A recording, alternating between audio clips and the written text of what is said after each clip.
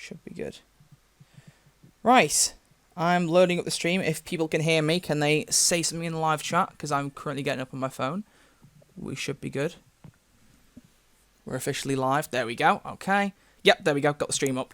Fabulous. Okay. Wow, there are a lot of people here already. This is good. If you can hear me, put something in the live chat. Let me know. Just to make sure we all sound good. And we'll kick off. And we'll just do our tweets. There we go. Tweet it out. And I'll do my Discord post. There. Sorted. Everything prepared in advance. All good. Brilliant. Okay. We can. I can be heard. Excellent. We'll bring you in now, Georgia. There we go. Right. Hello. How are you all doing? How are you all doing this fine Saturday? Well, evening for me, morning for Georgia, wherever for anywhere else. Great with time zones here. Hope you're all doing well. It's been a little bit since the live stream, but as you know, this is a very big one. We're bringing on the lady herself, my favourite from Payday. You all probably know it by now. Georgia van Cuylenburg, was it? It was. I'm getting that right. I got it right. I like how I asked you and then completely forgot 2 minutes later. I'm not good at this. Oh my god. Anyway, yes, Georgia is here. So, yeah, there we go. Okay, we are here for a nice bit of a chat. We're going to be talking about all things Payday and beyond. What we're going to do, if you're new to this, if you haven't seen any of these streams before, I have my questions that I have for Georgia. I go through some questions that you guys have left on the announcement video, and we did also a forum on Steam, so people have asked questions there. We'll go through all the ones I've taken off of those. Then we'll have a section for the live chat, so you guys can talk through and give any questions that you've got for Georgia. And at the very end, if you have any voice lines that you'd like Georgia to do, and if she's happy to still read some out, we'll get you to have some Sydney voice lines you can listen to as well. So if you need to hear anything said in her voice, then you've got that as well. So, hello Georgia, how are you doing? I am very good, thank you. How are you? I'm not too bad. It's nice. It's good to have something exciting going on. Yeah, there we go. Yeah. I have to say. I know we were scheduled this before all of this malarkey happened, but it's extra special now. It is. Also, I will say, if you think that either myself or Georgia need turning up or down, let me know. Georgia's trying headphones for this. When we test called, she didn't have headphones, but she's trying them now because there's less echo. So let us know what you think about that. Whether you want us to change any volume levels, just let me know. All good on that front. I can change it as we go. But yeah, we booked this, I think it was over a month ago. I think it was towards the end of February. I got into contact with you and I was like, when are you free? And it was just like a tug of war between us as to when we were both free and we could sort it. Yeah, and I'm crap at being free. So it took us forever, but now everybody's free. So yeah. It's kind of, we should have thought it. If only we'd known. Yeah, exactly. Okay, people are saying you're low. I'm turning you up a bit. Right, let me know how she sounds now, people, as we go through. Just let me know. Should be fine. Okay. Can make Georgia a bit loud. Yep, I've done that. I've boosted her up by 25% because a lot of you saying she's very quiet. Yeah, let me know what you guys think now. Yeah, it was because I was trying to think. I was like, oh, let's sort something out for March. But yeah, by the time it's all everything's changed. It's a very strange time that we are living in. I have to be honest. Yes. Which you can say anyway. And it changes every day. It's the best lesson in letting go. Yeah, it really is. I would say. Just it is. Be like, I'm not going to plan because the plan is probably going to change. Yeah, exactly. It's it's just very strange, but I'm glad that we can do this because that's what I've said with people now. It's a lot of people are using YouTube and stuff, and I thought it'd be nice to have a little live stream for people to. Oh my god, hello David Oswald. I've got to interrupt because he has decided to drop $99 in the super chat. I'm not sure why you think I deserve that much, but thank you very much. I am very appreciative of that. Oh my god, thank you for that. that might be the biggest donation we've ever had, which is ridiculous. So thank you very much. I really appreciate that. Oh my god. Okay, that's beautiful. That is a good way to start. That really is. As if you weren't enough, Georgia, which you are, obviously. Come on, I'm not undervaluing you here. Let's be honest. Oh my god, thank you, David. That's crazy. You didn't even leave a message. Normally they leave big messages when you donate that much because it's like the more you donate, the more space you have. Yeah, David, say something so we know what's going on. I bet you. Imagine he just drops in, just donates, and then just leaves. It's just like, I have done my job. Yeah. I'm moving on. That's ridiculous. The vampire of donations. Oh my god, that's hilarious. And it just whips his coat up and disappears. Yeah. Right. So yeah, as we've said, this is just because we got thrown off a little bit there and we're fiddling around with the audio. I think we're all good now. Yes. So Georgia, if you don't know, you should know, is the voice of Sydney in Payday, and anyone who knows my channel knows that Sydney is by a mile my favourite character. So I hope that Damien or Ian or any of them, if they're listening, hope they aren't feeling offended, because sorry. But but yeah, a lot of people know. I said this to Georgia as well, because we did a test call a couple of days ago, and I said that, you know, it was a very big dream to get her on the channel so we could have this chat, and everyone knew I was very, very keen to get this sorted, so I'm glad we managed to get it. So thank you very much for coming on to start with. I really do appreciate it, Georgia. It's great. My absolute pleasure, truly. Yeah, it's good. Oh, David has said something apparently. Oh, he said yes. Sydney is my favourite character. There you go. Yay! Thank you, David. Way. You are a legend. That's brilliant. I Bloody love it. Ripper. Are you guys going to play Payday? Not in this stream. I don't know whether that's something George might be interested in the future. If it is, we could always discuss it. But right now, it's just chatting for the time being. Chatsky time. It's just chat time, yeah. So, in my very high-tech stream screen, which is just YouTube on my Xbox, don't judge me, I'm not very professional. No, moving on. We're going into part 2, which is the questions that I've written down myself for Georgia. What we're going to do, as a lot of you are used to at this by now, I've got my section where I've got questions that I want to ask Georgia. I've got a section with all the questions that you've left in the comment section under the announcement video, on Steam, on Discord. I tried to get as many questions as I could off of those. A lot of them overlap with things that I was saying, so I've picked out some questions that didn't overlap. Then, if you've got anything in the live chat, there are currently 67 of you here, so thank you all for coming by. I really do appreciate it. If any of you have got questions for Georgia, hang on to them. There'll be a section in, at a guess, about half an hour, 40 minutes, where we'll be going to the live chat and asking for questions, so you guys can throw in all the questions you've got then. And then after that, like I said, if you've got any voice lines you'd like to hear Georgia say with Sydney's voice, then feel free to request them at that point. And people are still saying a bit quiet, so I'm going to up you a tiny bit more, so everyone can let me know if that's fine. But I think it should be fine now, because I remember the test and this volume was perfect, so this should be good. Okay, sweet. So let's start off with the first question I've got for you, Georgia, which is the very basic one to open it all up, which is, how did playing the role of Sydney come about? Where did that begin for you? Yeah, so a good question to begin with. So I had been working with Starbreeze for probably about a year, I guess, at that point. I had been helping them with launching all of their new things. So anything they had that was new and exciting, I was the person in charge at E3 and all of that stuff. So I got to know everybody just as that. And I was a voiceover actor. I kept it quiet. I didn't want them to know. I really didn't want help. And I didn't want it to be like, by the way, I can do stuff if you want to hire me. I really wasn't about that. But it got leaked at one point. And I was sitting in the lunch break in room or whatever, and Almir came in and he was like, "Is it true? Is it true?" And he's a big Final Fantasy, like all Japanese things, as you guys probably know. Almir is a massive fan. So he was so excited, and then they started getting me to do my Vanille, which are very different, which is very much like, oh. And they like Bo Anderson and all of those guys were just like in the lunchroom just having an absolute cack at the whole thing. And so a couple of weeks later, Almir was sitting in Bo's office. Yeah. And he was just sitting there pretending to be Bo, basically, because Bo was out of town. And he goes, "Georgia, come in here." And I came in and he goes, "You swear?" And I was like, "I'm Australian. We were born to swear." He goes, "Never heard you." I said, "Yeah, I don't as a general rule because of all my kid stuff, but fucking well can." And he was like, "Okay, would you be in Payday?" I was like, "I'd love to be. That'd be so fun." And he was like, "It's super violent." Ooh, that's a tricky one. Let's talk about it, because I try not to do too much violence in my life. But then we had that conversation about how it would be a great way to connect people who are looking for that outlet to a lot of the work I do outside of the video games, which we can talk about later. And so we started talking, and he was like, "So I was thinking names like, maybe Sydney." I was like, "Dude, I'm from Melbourne. That's like sacrilege." And he was like, "Yeah, but Melbourne's not like the best name." And I was like, "What about Adelaide?" And blah, blah, blah. But we went with Sydney, and then it became like a funny Sydney, and I'm from Melbourne. So we basically started planning. And next thing you know, we started doing some really funny things with Damien and Eric to kind of start promoting it. And we recorded the lines the first time and just got in there. And then it just sort of became this really fun thing that I always got with Starbreeze to events and going with them to do things. And then I was also like incognito, and occasionally like I'd be in an activation where people would be playing like Crime Wave or whatever, and they'd be like, "Oh, I love this, but Sydney's like my favorite character," and I'd be like, "Really? Yeah, fucking wanker."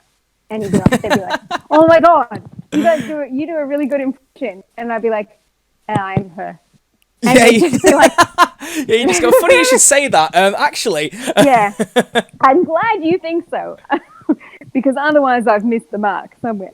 But it was, I love surprising people, especially when they're like, "Oh yeah, that's like her." No, I am. And then they just go quiet. They're like, "Oh god, like, it's really," and I like, "Come here for a hug. Let's cuddle." Oh, that's fab. So that's what. Hang on. So that's where the Final Fantasy noises you're making with them. That's where the page line came from. Because it's one of those where you make that noise, isn't it? Yes. It's kind of like a exactly. We did that on purpose. Yeah. They literally they heard you say that and then remembered, like, we need that one. That's gonna have to be one of our page lines making that noise. Because I remember you saying, because it's the, what was it you say? It's oh god, it's gone out of my head. I'm good at doing different voices, right? That was the pager thing. Yeah. So we thought that was amusing to bring it back. Okay, that's fab. That is brilliant. I love that, because that's the thing. It's such a different thing. Whereas with most of them, they're brought on and just hired just generally as voice actors. You were there like for a period of time. I find that really interesting. That Al managed to like walk in and be like, "Hey, yeah, want to do this?" And it is one of those things that, as many of you guys probably know, because you're super into the culture, video game culture is such an insular world that when you're developing games or when you're working on something, these are your family.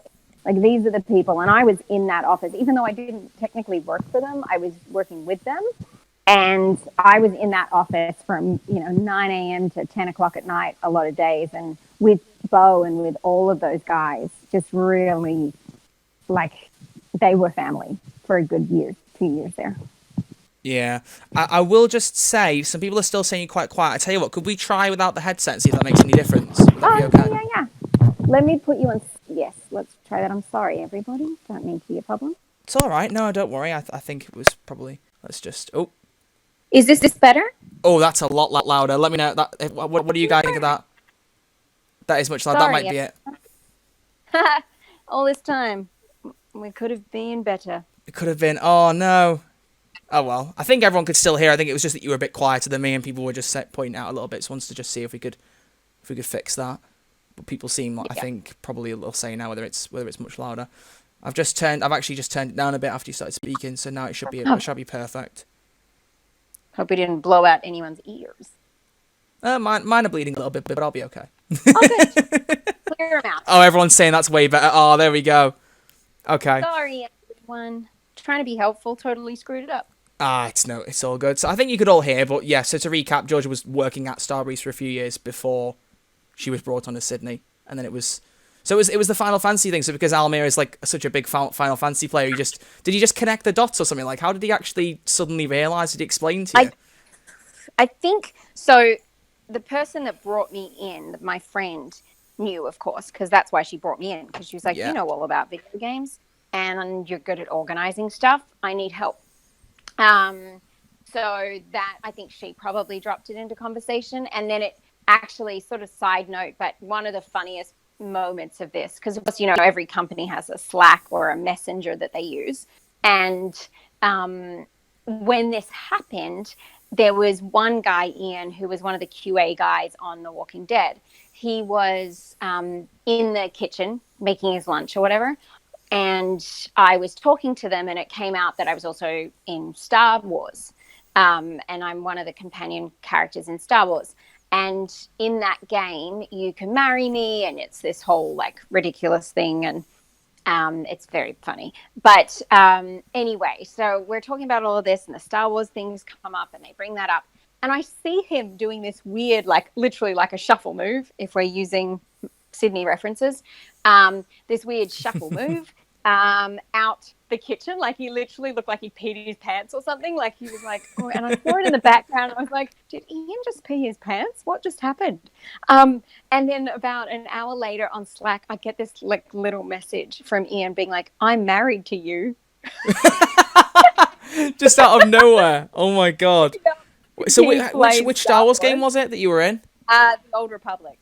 Oh my god, that's the one that I keep meaning to play and I've never played. I literally have it sat on my Xbox and I've never touched it, which means now I'm definitely going to have to, just to see what you're on about. You do. There's one line in it which I try not to be rude, but I grew up with boys and I'm Australian. I can't help it. And there's one line in there that just, if read wrong, is so rude and so fantastic. And I kept on trying to read it that way for the directors. And he was like, Georgia, please, can you just stop? It's like, this is very funny. So maybe I'll share that later. But yeah, so I'm in that as well. But that all happened in the one moment. So it was a very funny moment where, and from that minute on, there was this exactly what I was sort of trying to avoid until they knew me really well, which was this weird kind of like mixture of like fanboy thing in the office versus working together, which was great, and find them by that stage because we knew each other. And like in most video game cultures, there's not a lot of women in the office anyway. So it just, yes, it was a funny switcheroo. But people in the chat are loving that you've said about Old Republic now. Someone's literally just put, it's time to marry her. Yep, get married. I'm still available. Oh. So, people are saying, is it Old Republic or Knights of the Old Republic? Is it the Old Republic, like MMO one? Yeah, Old Republic one. SWPOR. Yeah, there you go. Oh, that's brilliant. So you've had a couple, You've had a couple then. So you did the Star Wars, and you've also done Final Fantasy. So it's quite a broad mix, that. Yeah, it's, I mean, about as different as you get. You've got Vanille that is perky as all perkness. And then you've got the straight Sith, officer. And then you've got Sydney. So we like to spread the gamut out, Yeah, exactly. But right, okay, so talking about Payday then. So obviously, I mean, I know the answer to this, but for the sake of everybody else, what experience do you have of playing Payday 2? Okay, this is where we have to get to the sad news. Oh, so, no. Sad news, hey? So I am, let's give you some background so you don't just think I'm a poo-pooer, because it's not like that at all. I love the game, and I think it's really fun. I'm a chicken. A complete chicken. And I also am a child. You know how, like, with children, you would not allow little kids to play this because they would have bad dreams, or you don't allow them to watch thriller movies or scary, violent movies because they're going to have bad dreams? Yeah. I am like that because I'm around kids all the time and I work with kids. I try and keep myself that way, and my brain never really changed. So if I was to play Payday, I would dream it. And I would wake up in the morning and think I'd killed people or people had killed me. Like, I literally wake up and I have the feeling that it's happened, and it carries with me all day. So I stay away from any violent movies or anything just because it just gets to, like, it literally, like, I had a nightmare last night that was so wrong and so, like, violent and disgusting because I'd seen something yesterday. And today, like, I woke up, it was the first thing I was like, oh my God. That was horrible. And it just starts my day. So it's not that I could play it, but I did a course in nonviolent communication and do my best to forward nonviolent thought, action, and, all of that intention and sort of stuff. So with all my other work, which we'll get into maybe at some point, it makes sense. So that was a really, really, really long answer to I haven't played it. So you're more of a Minecraft person than a Payday person, basically. Yeah, I get more into the, like, story building games. Yeah.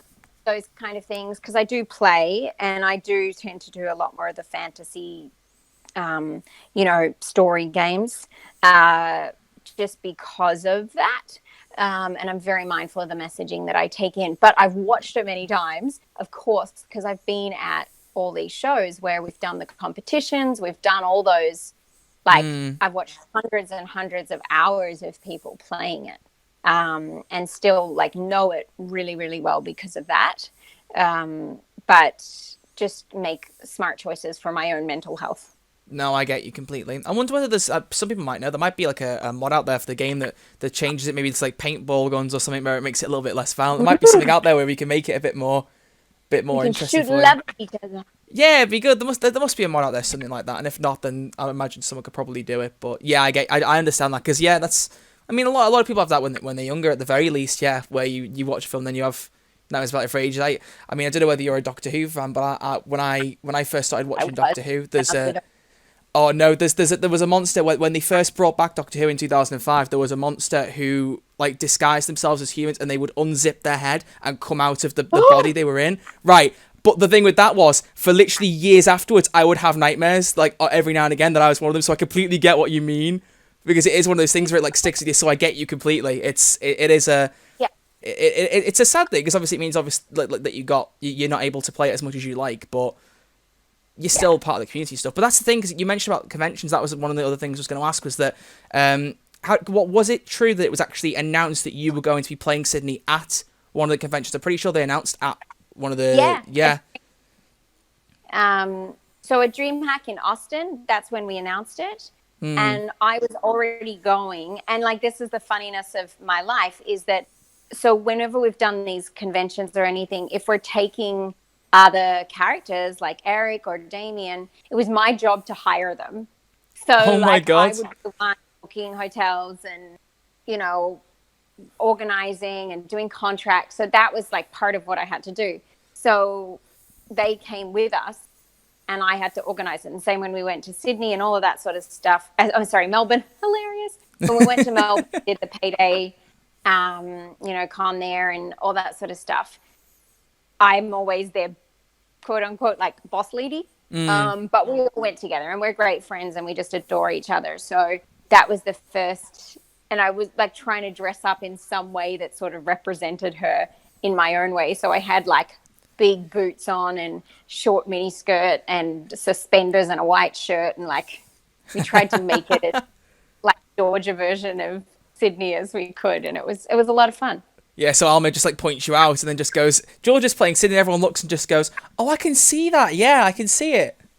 Like, try and make it a bit, yeah, that's perfect. Admittedly, it was hard to do, but for PaydayCon, I wore a blue wig at least.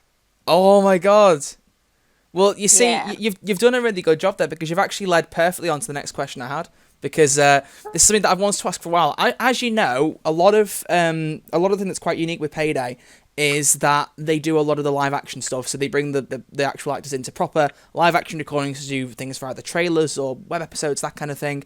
And as you'll know, and as everyone watching this will know, there is a distinct lack of Sydney in any of those. So I wanted to ask if either A, there'd ever been any discussion about it, because I know obviously with Sydney it's a little bit more difficult because of the blue hair and all that. It's not the easiest person to translate, especially with the style of hair and everything. But has there ever been discussions about it, and would you be interested in possibly becoming Sydney in live action at any point? Oh, totally interested. And there's been discussions. So there's been discussions to the point where we were going to do it.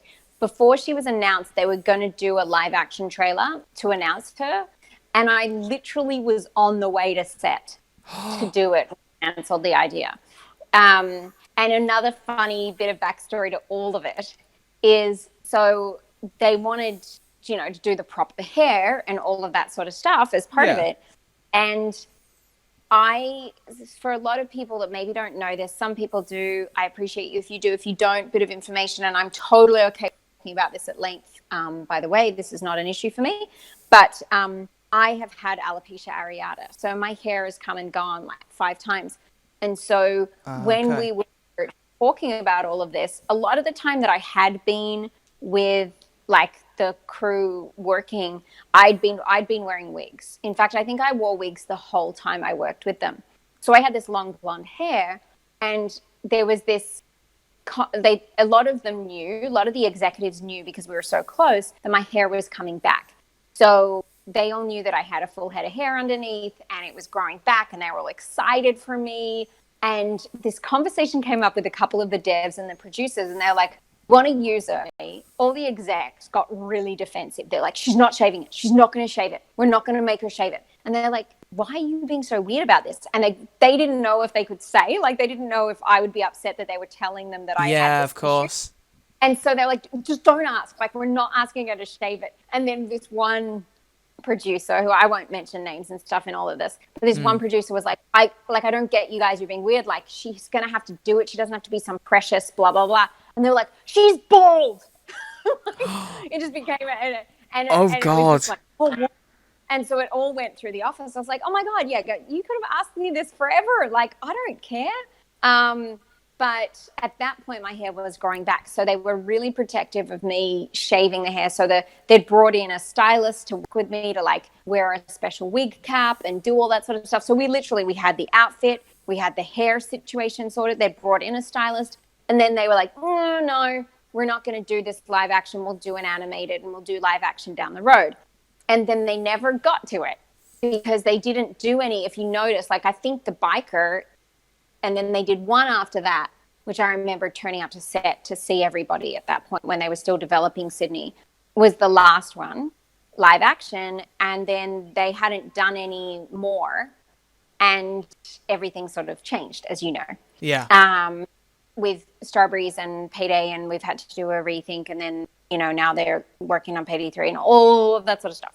So, but I did. Spoiler alert, if it is not really, I mean, who knows? We posted a picture of it. But if you guys remember, there was a picture that Eric, Damien, and I and Almir posted, I think it was end of last year, around there, of us all together. And that was our initial, like, let's get the team back together and talk about what we can do moving forward to promote Payday and do some live action. So it's an open conversation. And I'm an actor. It's what I do. And I would love to do it. And now I have this really, really, really long blonde hair, which we could go to town with because I am actually missing hair around the side still. So it would be very easy to work with it and make me have this massively long blue mohawk. Yeah.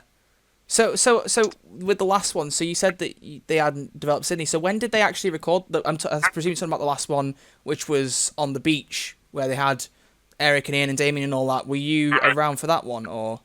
Oh, I don't know that one. That sounds very exotic. Why do I not know about that one? Because that was one they released that in, oh god, was it October 2018 now? I think it was. It was like they released it right for the very end of Payday. There were two scenes. There was one where everyone had umbrellas and it was raining, and it was Ian's first time playing Lock in the Flesh, and they had another one on the beach. That's what I was thinking, because they did film that ages after Sydney came out. So I was wondering about that one. Ouch, guys! They had a beach party without me. I didn't know about that, to be honest. Oh dear. No, it's okay. It's fine. I know one thing I know about this industry is if they want you for the storyline, they'll use you. If they don't, they don't use you. And I'm fine with that. I don't need to be important. So they announced Sydney, I think it was like May 12th, if I remember, around then in what would have been 2016, I think. Yeah, I think it was. Yeah, that seems right to me. Either 16 or 17. It wasn't 17. It had to be at least 16. I was thinking 16 or 15, so it must be 16. I'm losing track myself. Yeah. So if it was 17, it's definitely not 15, which leaves 16. There you go. I'm good at counting. There we go. Oh, there you go. Yep, I've just looked it up. She was released May 12th, 2016. Bingo. Oh yeah, that's it. Because I'm getting confused because I don't know how aware you are with the console versions of Payday. They're quite far behind on the updates they get. Yeah. So I play on PC and Xbox One now, but at the time I didn't have it on PC. I only had it on Xbox. So I was waiting. I remember Sydney being announced and really liking the look of the character and thinking I want to play as her. And I got confused. It was 2017. She came out in June 2017, which was a year afterwards. So that was it. I was getting confused. That's why I was getting silly with the dates. But yeah, I mean, definitely, that's what I'm saying. Like, if you're all trying to push it out, I think that'd be good, because especially if you're willing, I think people get more excited the more live action people they see in the cutscenes, and I personally be very happy to see it happen. So it'd be good. Yeah, I'd be really interested to see if they could pull it off. I think they could. You know. Well, there's a few people you can tell that to. One starts with A, the other starts with M. Yeah, you lot, Almir and Mikhail, get in touch with them on Twitter. Come on, get over there. We have talked about it, though. I'm glad, because I was wondering. Yeah. We all love working together. It's a real pleasure to work with those guys. And I especially Mikhail and Almir, and there's another guy, Pele, in there that is still there. They're kind of I really, I know about them and their families, and, we love each other. So it would be a pleasure to work with them. Yeah. Stuff like this. I'm glad. I'm really glad because I've been thinking about that for a while because obviously there's so many characters now. There's like 23 characters, so obviously they can't put every Yes. single one in. But obviously everyone who has a favorite character, like when is this person going to appear? When is this person going to appear? And Yeah. I think especially for the ones like Sydney where they're built specifically within the Payday universe, they're not done as crossovers or anything. I think that's like they're Yeah. the best ones for you to bring into live action because then you don't have to ask other people in different studios to be like, can we use Well, this exactly. person? I mean, imagine trying to get John Wick. I was literally about to say, like, imagine like them trying to reach out and go, "Can we have Keanu for a Or day, please? Like, is Scarface, he for that free?" matter. Yeah. You're like, is Al Pacino busy? Yeah, imagine. Oh my god, Mind you, we got John Cleese. they did which get John is- Cleese. Yeah, That's one of. Now, I know you're in the UK, and I'm sure you're not used to hearing this from people outside of the UK, but he is just like an icon in my world. He I is a was- brilliant comedian. and Monty Python was my everything growing up. Like we had Life of Brian and all of the like Monty Python the Holy Grail on repeat in my family. So they released me and then the next character was him. And so like it was the funniest, like getting into my family chat on WhatsApp and be like, so I don't mean to brag, but Payday hired me before they hired John Cleese. Oh, Yeah, obviously joking. But I was like, I never would have thought I could say I'm in the same product as John Cleese. Like, that is so bloody cool. And Almir was totally fanballing with me. We were when it was happening because he had to go over and meet him and talk to him about it. And I was like, oh my God, how did you do it? Like, will you just like tell me this joke, do the funny walk, do flap me, like hit me with a herring? Like, there's so many things. yeah, that's mad. You never know. Maybe at some point they might bring him back. They might bring his character back in Payday 3, which I will be asking you about. I think you can expect I will be, but we'll get to that in a bit. Well, if he keeps getting remarried and needing to pay people, then I'm sure he will. There we go. Right. Okay. So next question I've got, what would you say is probably a very broad question to answer, probably lots of things that come to mind, but what would you say the highlight has been of your experience since playing Sydney? Like I've worded that terribly. In all this time, what has been the highlight of the experience for you? I knew what you meant. Yeah. Okay, good. I speak English sometimes. Yes. I would... Oh, there's so many. That's so hard to say. Okay, which one comes to mind first then, in that case? I think the first recording was so hysterical because I think, one, they wanted to trick me into saying some things they were pretty sure that I may not want to say. So they had like hidden the worst lines in amongst everything. And the way we record is so different to any other way I've ever recorded. It's like shotgun recording. Where we would have like 2,000 lines and 2 hours to do it in. And it would just be like, okay, we need you to read all of these ones in this energy. Go.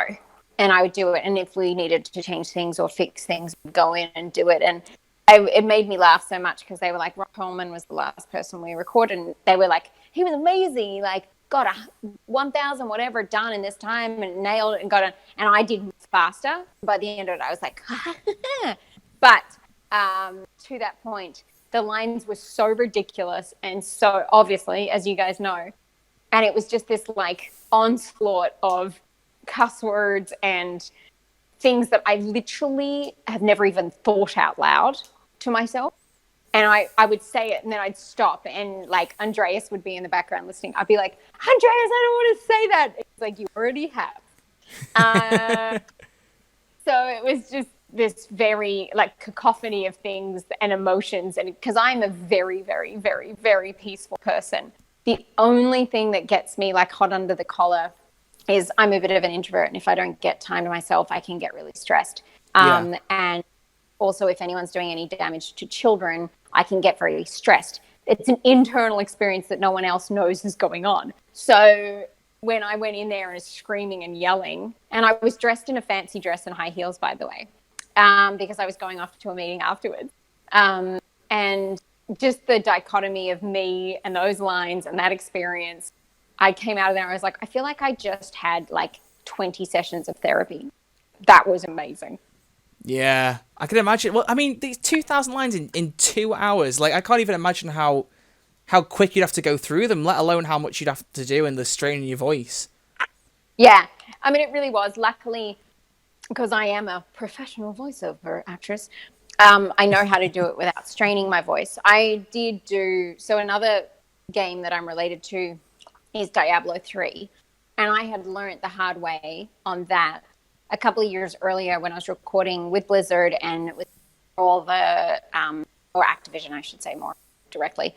But before they'd done all the like voice actors can't strain and you have to give them this and whatever, I was screaming and lost my voice a month. So I learned to not lose my voice basically. So I had no vocal damage from doing it. But yes, emotionally, it was extremely cathartic. Yeah, I can imagine getting all out. I haven't. That's another. Why is it you've been in all the games that I haven't played? This is annoying me because I could have heard you in so many other things and not realised. But I've never played Diablo either. I need to educate myself. Well, in Diablo, it's pretty easy to see me because I'm in the trailer. So that works out really well for people that don't want to sort of get into the whole Diablo universe. But the trailer for Diablo 3 Demon Hunter, I am the survivor. So Gotcha. You hear lots. And my favorite moment being when a severed head comes flying at me and hits me. And I do a blood-curdling, as one would. Yeah, as you do. Ooh, Yeah. okay. I'll have to check that one out then, definitely. Blimey. But I mean, that's probably like comes to mind first. But then you really can't beat the experience of Payday Con in Melbourne. That was a very special, like ridiculous. I don't know if there's something that needs to be done in the world, like a dance party for Payday fans. But those guys and girls knew how to dance. We put on this. So I organized a party basically in Melbourne for Payday and all the local fans and some people from other places came too. It was related to, is it Dreamhack? Or no, PAX Australia. And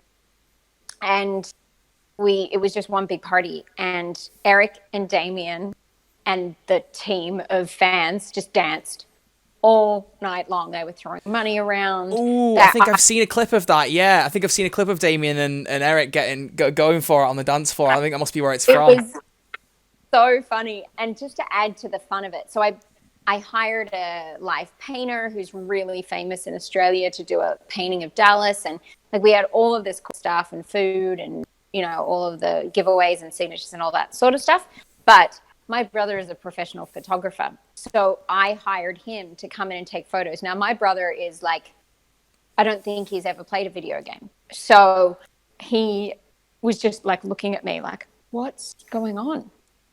What is this? Like he was so amused and in love with it. He was like, these guys are the nicest, most like passionate people I've ever met. It's like, yep, they are. They're bloody awesome. Yeah, he comes to thinking, I thought this was going to be a quiet job. What's going on here?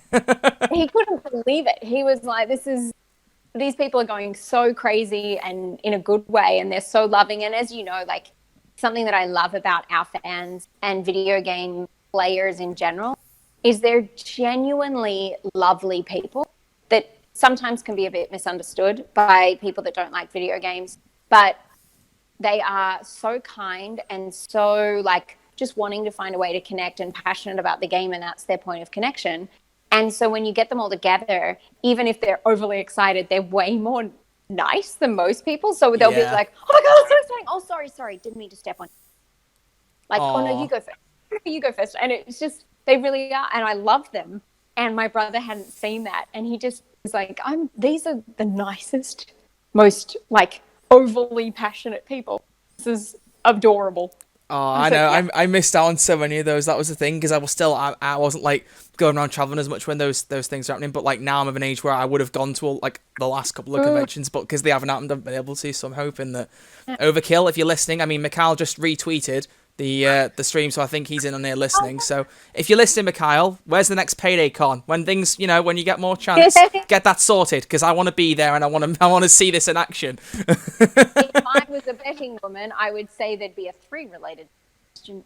Yeah, I think that's another thing as well. Well, that's creeping up very soon. I've got a couple more questions, but got to ask you. I have to ask you. Okay. One other thing I wanted to do. I did this with Damien as well. I wanted to ask because obviously you've talked about a couple of other voice roles. I had a little scroll through your IMDb, and this didn't work too well with Damien last time because he told me that a load of things were inaccurate or not correct and all sorts of bits and bobs. So That's often true. yeah, it's often the case. But I saw there was some like producer and director credits from IMDb. I was wondering if there was anything in there that you wanted to kind of discuss that you'd done, because obviously, you know, it's a different experience being behind the camera as opposed to being in front of it. Whether there's anything there you wanted to talk about what you've done.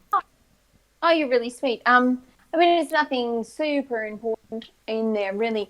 But I mean, it's definitely an example of how so often people know you as one thing, but I'm an extremely passionate storyteller about important things in life. So like the things that really keep me up at night around entertainment are more about how can I, so like right now I'm working on a many-year project that's going to be, you know, many years in the making, but it's a documentary about global childhood trauma. And so and I have my own production company. So that's how that sort of stuff comes to be. And within that producer list is Baby Let Your Hair Hang Down, which was a very, very, very important project to me. And interestingly enough, really got me to the place in my world where I'd always wanted to be, and proved to me that in life, quite often, the biggest challenges we go through and the things that most people would assume are going to be the worst are the things that find you your purpose or get you to your purpose. And I knew from like 12 years on that I was going to use entertainment to spread positive messages for kids. And I wasn't quite getting there. I was doing stand-up, doing all this sort of stuff. And then I lost my hair. And I was a hair model before that.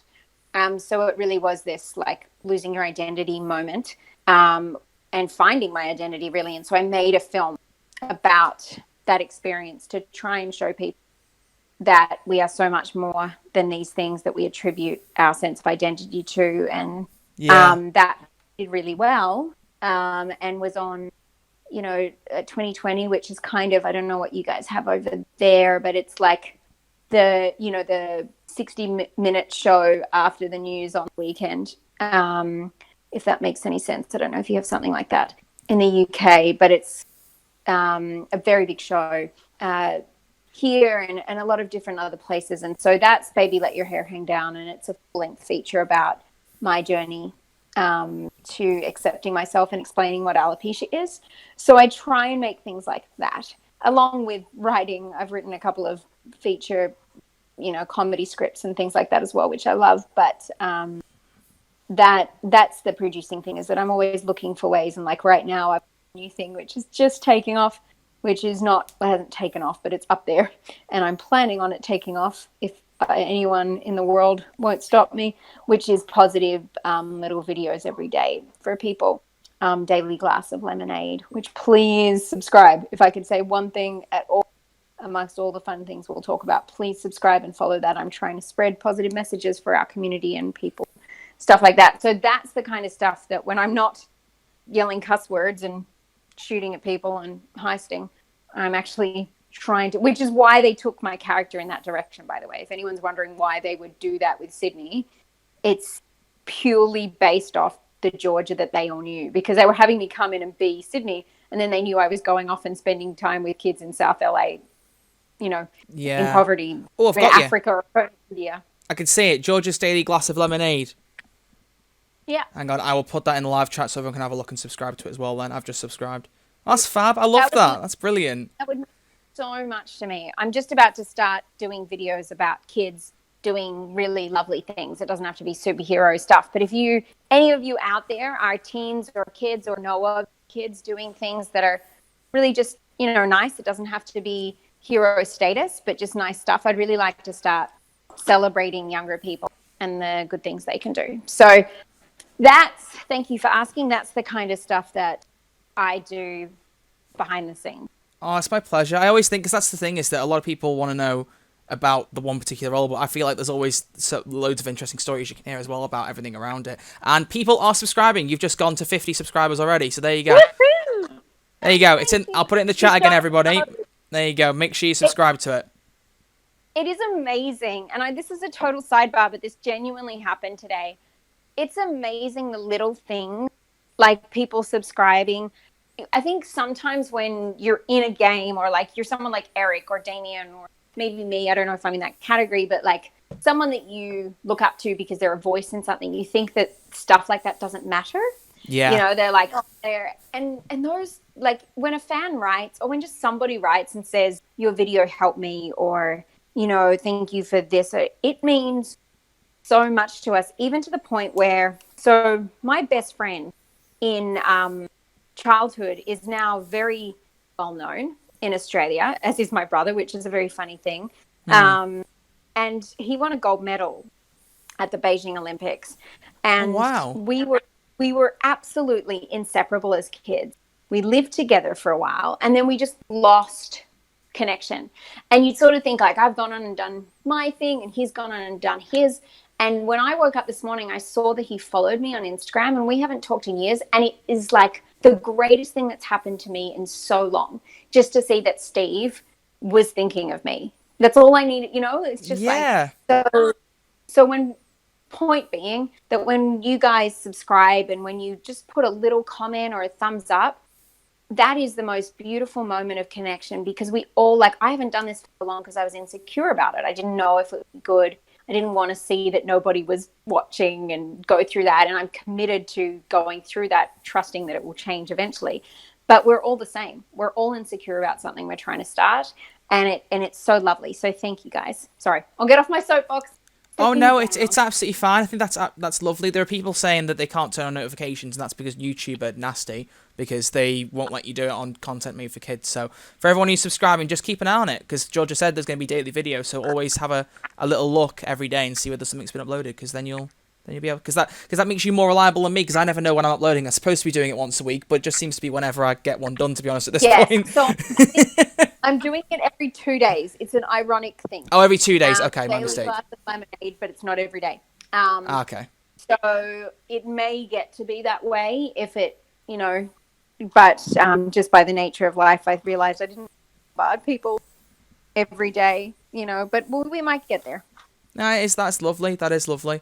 And on that same note, before we get to the big question, which we've kept teasing, it's going to be where I ask you the question and you're going to be like, I can't say anything, and this is going to be such an anticlimax.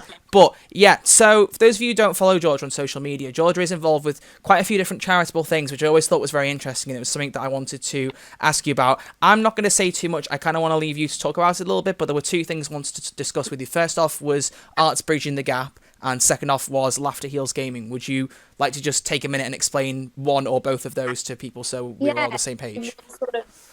I'll bother you a little bit longer to add in a few other ones, because it's not fair for me to talk about one without a few others in there. But that's fine, yeah, of course. So Arts Bridging the Gap is my company that I started in 2014. The whole reason I started was because there are so many kids here in America, over, I think it's 24 million kids that live in poverty, and none of them really, as a general rule, get arts education, and we have just a horrific achievement gap between the lower income and the higher income kids in America. And I was just so devastated by this, and started seeing how their lack of believing in themselves, and the trauma that they're going through, and no place to express themselves, was meaning that they weren't doing well at school. Because, of course, if you're in maths and English and all you're thinking about is how are you going to help your mum provide food tonight, you're not going to in English. So I created a company that brings in arts for them to have a place to express that. And so it's a positive psychology based kind of trauma-informed, healing focused art program. But now we've sort of developed into most cool things, because it was always meant to be it had to be cool because the kids needed to want to do it. It wasn't like arts and crafts. So now we do street art. We do murals and street art with police officers. So the kids design these murals with police officers. We put them through this workshop sort of setting, and then they paint them together in one day.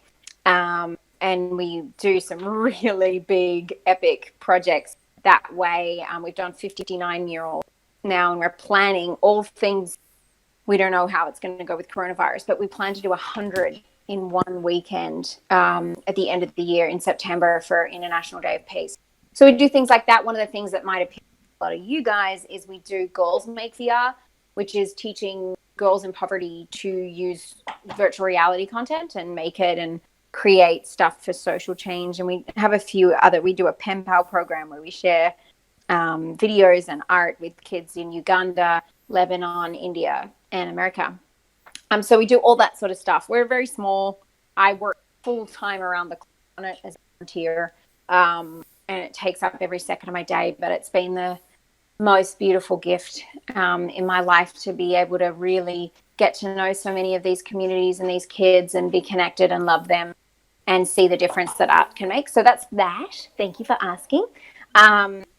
And then along with that, I also am very heavily involved in a number of other, I started a nonprofit that's getting started in Ethiopia, helping women in poverty create enterprise and transform their life. And then I'm the chairman of an organization in Uganda that works with children in extreme poverty for basic needs and education support and helping them. So I tend to travel there a lot and being able to travel and to India where I work with an organization called Serve Needy, who are like my Indian family there. So, and then I have my garden at LA Mission, which is a big nonprofit project of mine where we teach men experiencing homelessness to garden through aeroponic gardening, and we provide the produce for LA Mission down there for our friends experiencing homelessness, and hopefully eventually sell on to restaurants and teach them supply chain management and all that stuff. So that is the projects that are important for me to mention. And then Laughter Heals Gaming is something that is actually a very cool new development for me, talking about like new projects that get developed. They are also very much like beta stage of this, but they just became affiliated on Twitch, and that's very exciting. So they are a new Twitch channel team, pro gaming team that is all about positive gaming. So it's created by this fantastic, lovely man called Craig Schumacher, who is a successful comedian. He saw his kids were just so in the quagmire of like negative gaming, and he wanted to find a way to get them some positive people to watch on Twitch and, you know, affirming messages. So he went and sourced like a whole lot of female comedians. There's three female comedians, 2 female wrestlers we are the funny women of gaming amongst Laughter Hill Gaming. And we're actually on hold, of course, because of this coronavirus. Unfortunately, we weren't streaming at home. We were streaming in the studio. But on next Saturday night, my time, 5 to 8, we're doing a charity stream where me and one of the other girls will be hosting the stream.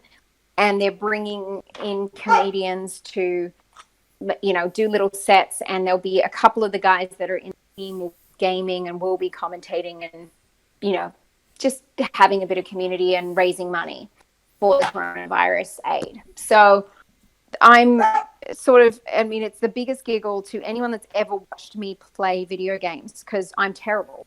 I'm absolutely terrible. And that's part of the fun, is that I've played Final Fantasy. Sorry, my puppy's barking at nothing right now. It's all right. I've played Final Fantasy to raise money for Arts Bridging the Gap, and some of my incredible vanilla beans have donated so much money and been so amazing. And so anyone that's ever seen me play that, when I said I've become a gamer, they were like, how? What? How did you? Yeah. What? Terrible.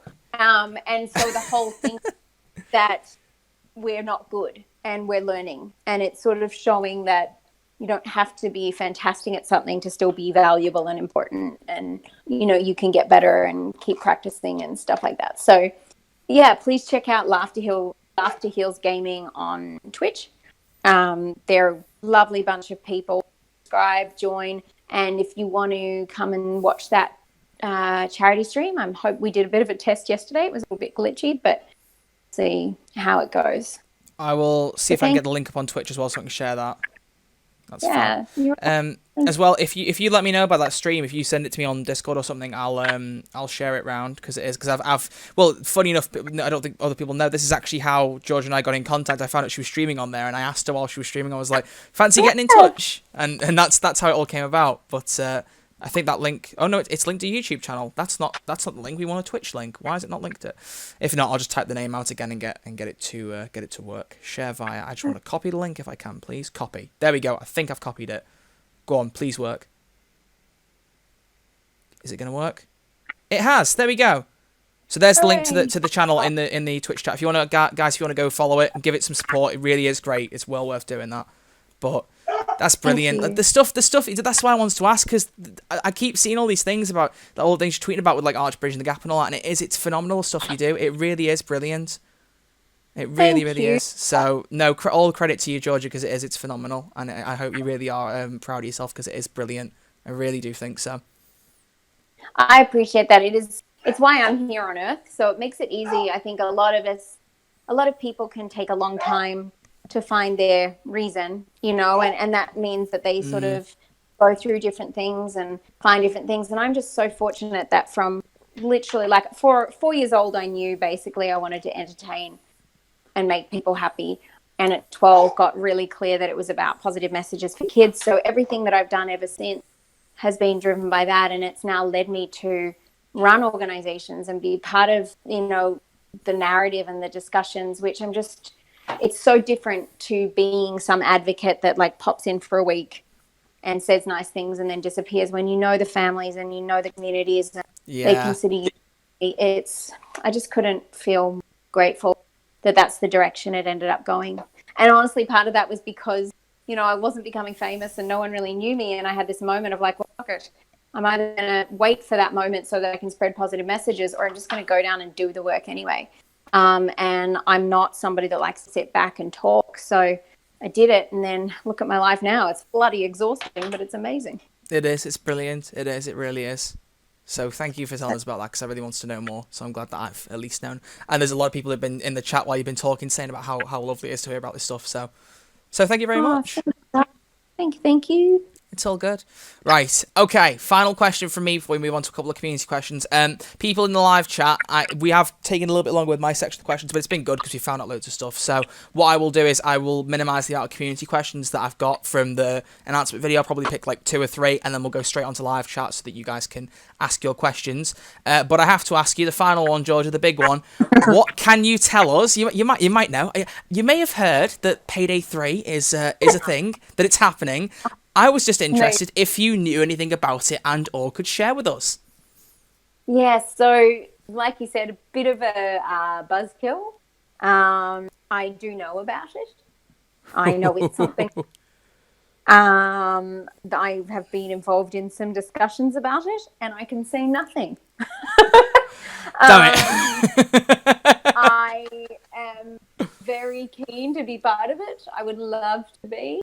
Especially because they sort of had the story ending of Sydney of like her going on to be philanthropic, and now how do we bring her back? I think it could be absolutely hysterical to have this philanthropist that also has a heisting habit, kind of like the Robin Hood perhaps. Yeah. Payday. I think that'd be a great twist for Sydney. So I really don't know much, but I do think that the way that they ended it and the White House and all that, like, I just think that leads a lot of very funny things that could happen. And we're all, just so you know, just as excited as you guys to know more. And with video game voice actors, of course, I'm a little different because I have sort of been a little bit more involved in the team than most. But usually we're the last people to hear.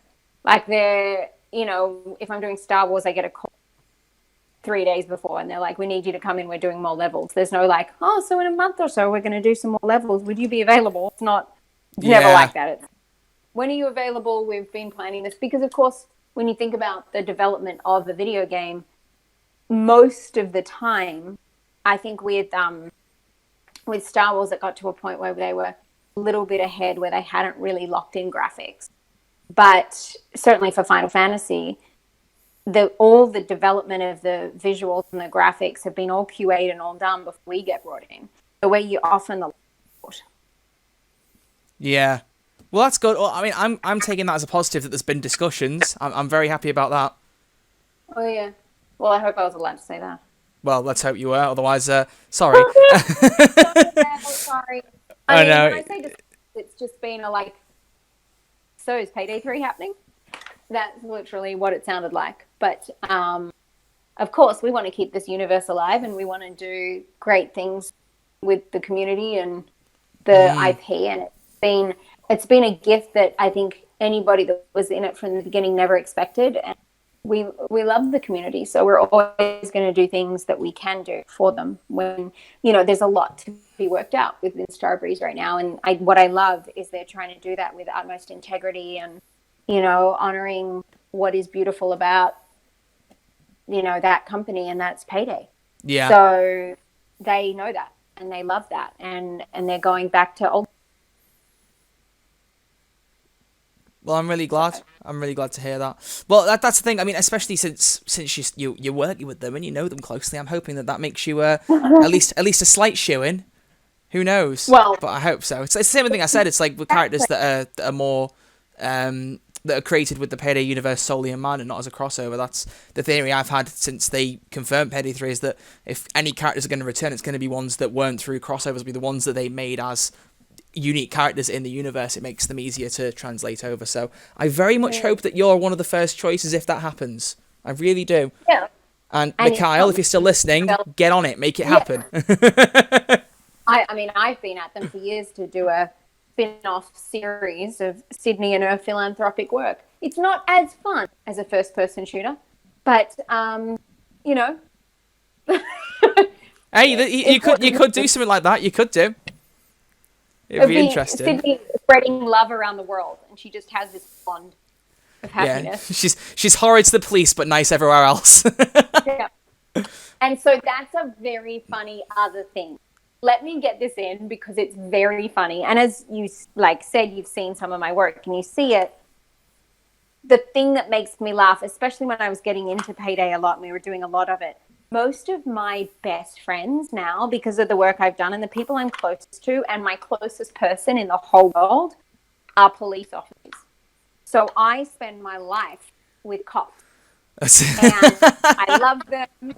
And I'm hugging them and texting them and then I play this anarchist anti-law enforcement, bank robber.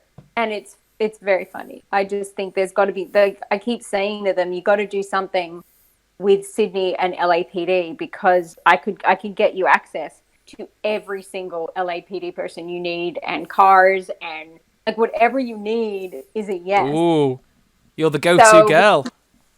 We could do the funniest stuff. Literally this time last week, I was in the lobby of Hollywood LAPD station painting. Oh my God. That's how much, and I baked lemon bread for some of the officers on Thursday and brought it in just to sort of keep them sane. And I'm always baking for them every second day. So, and my, literally my person is LAPD. So I know the inner workings in a funny sort of unique way. And yet I'm a bank robber. It's quite the character shift there, isn't it? Yeah, it is. Oh, so I love it. Anyone knows that, it's a funny little dichotomy for you all. That's fab. Right. Well, hopefully we'll be able to hear more about it soon. We'll soon see. I don't know, but there's been some discussion, the extent of which we will not specify, but there has been some. Yes. Fab. Words have been said. Words have been said. There you go, people. So, well, everyone knew Payday 3 was happening anyway, but there you go. So, I'm hoping to see you back and, more live action stuff. Get you in it. Right. Okay, so, live chat. I can see people are itching to ask questions. We're almost there. I'm going to pick a few. I've got 8 questions here from the community that I've picked out in particular, but I think, to be honest, a few of them we've already answered in our side discussions anyway. So, we will start off with Vegetarian Panda, love the name, who asked, have you ever been recognised for any of your roles? A good question. So yes, I have been. I mean, at the conventions, it gets a little bit easier sometimes. Once in a while, I'll be like, "Are you the actress that all that kind of thing?" The one that definitely was so out of line and fun was my ex-boyfriend from quite a few years ago was Australian, and he was visiting, and we're in Hollywood, and he sort of had this like, are you like famous? Like, do people know you? And I was like, no one knows me. Like, that's not a thing at all. And we were at Paramount Studios for lunch, because I did go there for lunch every Friday, which did make him feel, he was like, but you're like at a studio having lunch. I was like, yes, I'm friends with people here. And so we were doing that. And I'm standing in line at the lunch line talking to him. And this girl goes, I'm so sorry. Are you Georgia Van Cuylenburg? And I went, yeah, I am. Like, expecting her to be like, oh, a friend of mine, like, you know, a friend of mine. And she goes, oh my God, I'm the biggest Final Fantasy fan. I love your character so much. And he's standing right there. And he was like, dude, you're famous. I was like, I'm really not. This is the only time this has ever happened. Ever. But it certainly felt very funny. Oh, that's fab. I love that. Because obviously with it being more voice, it's not as easy to get recognised, I suppose, is it? Well, exactly. But I guess I've been talking in probably an elevated tone or something, and she recognised the voice. Yeah, and now anyone watching the stream can see your face, so that you've already got a few people who will now recognise you if they ever see you. Yeah. Please come and say hi. I love people. Yeah, if I ever see you, I'll definitely make sure I say hi. Get a photo of everything. You know, I'm gonna be that annoying one. So let me say a little side funny note on that. That as much as like I do love our fan base, and video game fans are just delicious and wonderful, and I love them very much. In general, however, not the most social, and big fans of like going out to big events and things like that aren't related. And no. When I was, my phone's about to die. Let me just get you. That was very lucky. Let me plug you in. So when I used to do stand-up or go to other things, I would announce it, and I'd have all these people on Twitter and Facebook like, oh, my God, that's so amazing. I'll try and be there. And none of my fans would turn up because they don't want to be in public at big things. And so it really sort of made me feel like, don't know if anyone really does know me. They just seem to exist online. So it's been this really interesting, like Twitch and all of these incredible opportunities, like getting to talk to you today, really show, the difference of this is the place that our community feels safe.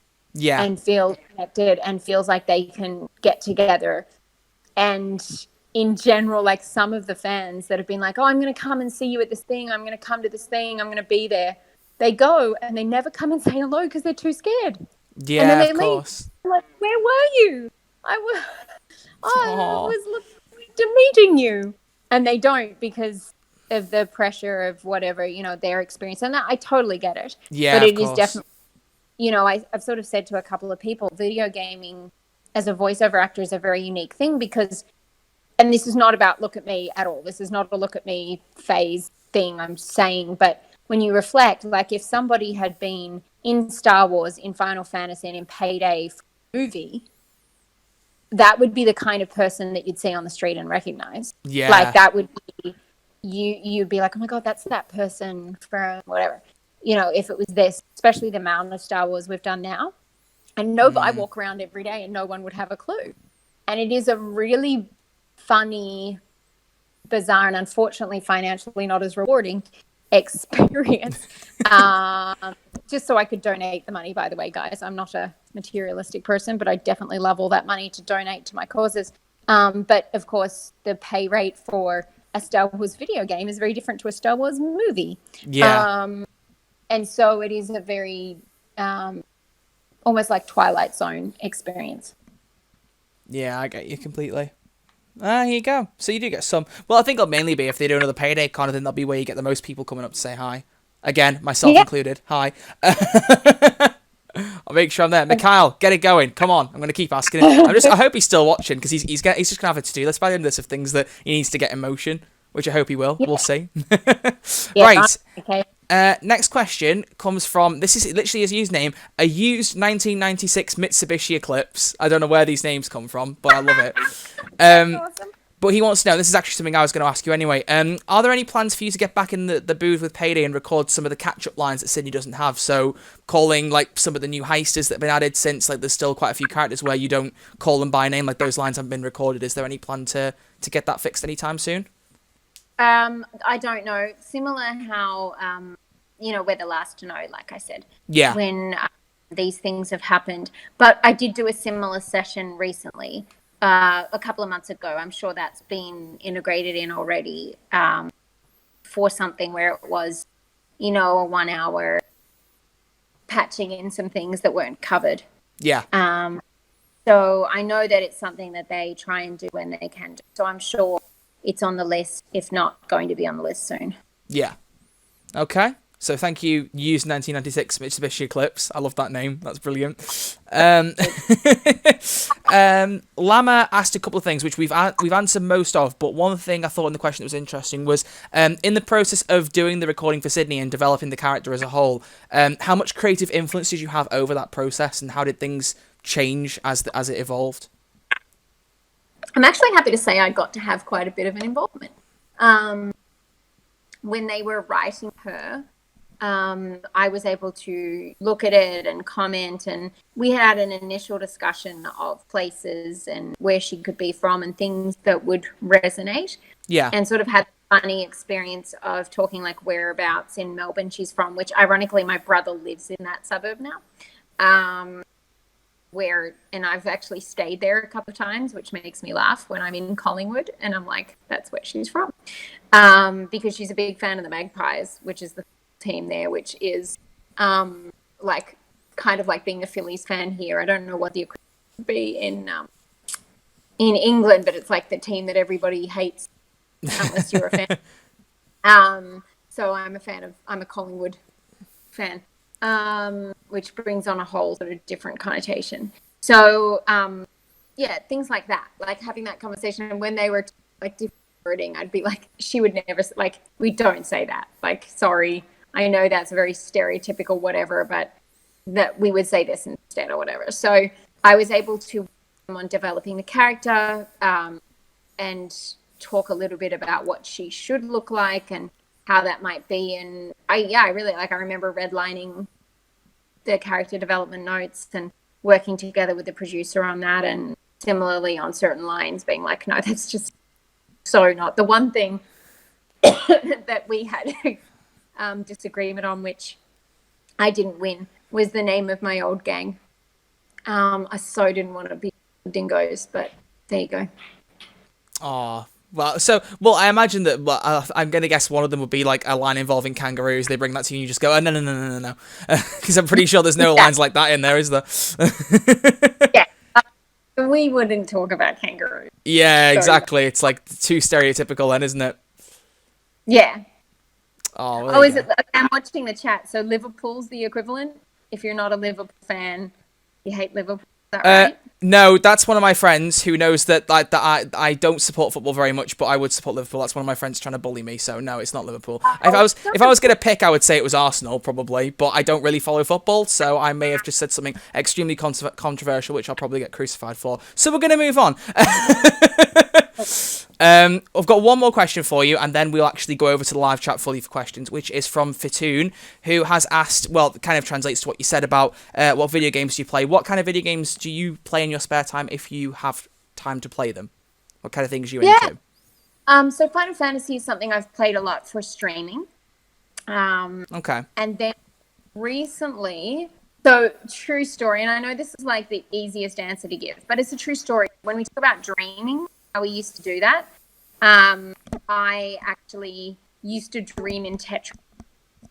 So I would, like, completely obsessed style, played Tetris non-stop when I was a kid. And then I also got obsessed with Lemmings, if anyone remembers Lemmings. I played Lemmings to a point where it was just distraction, like the songs, I can still hear them in my head. Yeah. From all of that. And then I did go through a stage before I got into my no violence, all that sort of stuff. I did play Wolfenstein a lot. I think part of that was I was learning German. and I loved being able to go halt and see. Oh yeah. As we were playing. But recently, so the games that I've been playing, I'm trying to actually pull them up so I get them right, because I played 2 hysterical, really simple, basic games.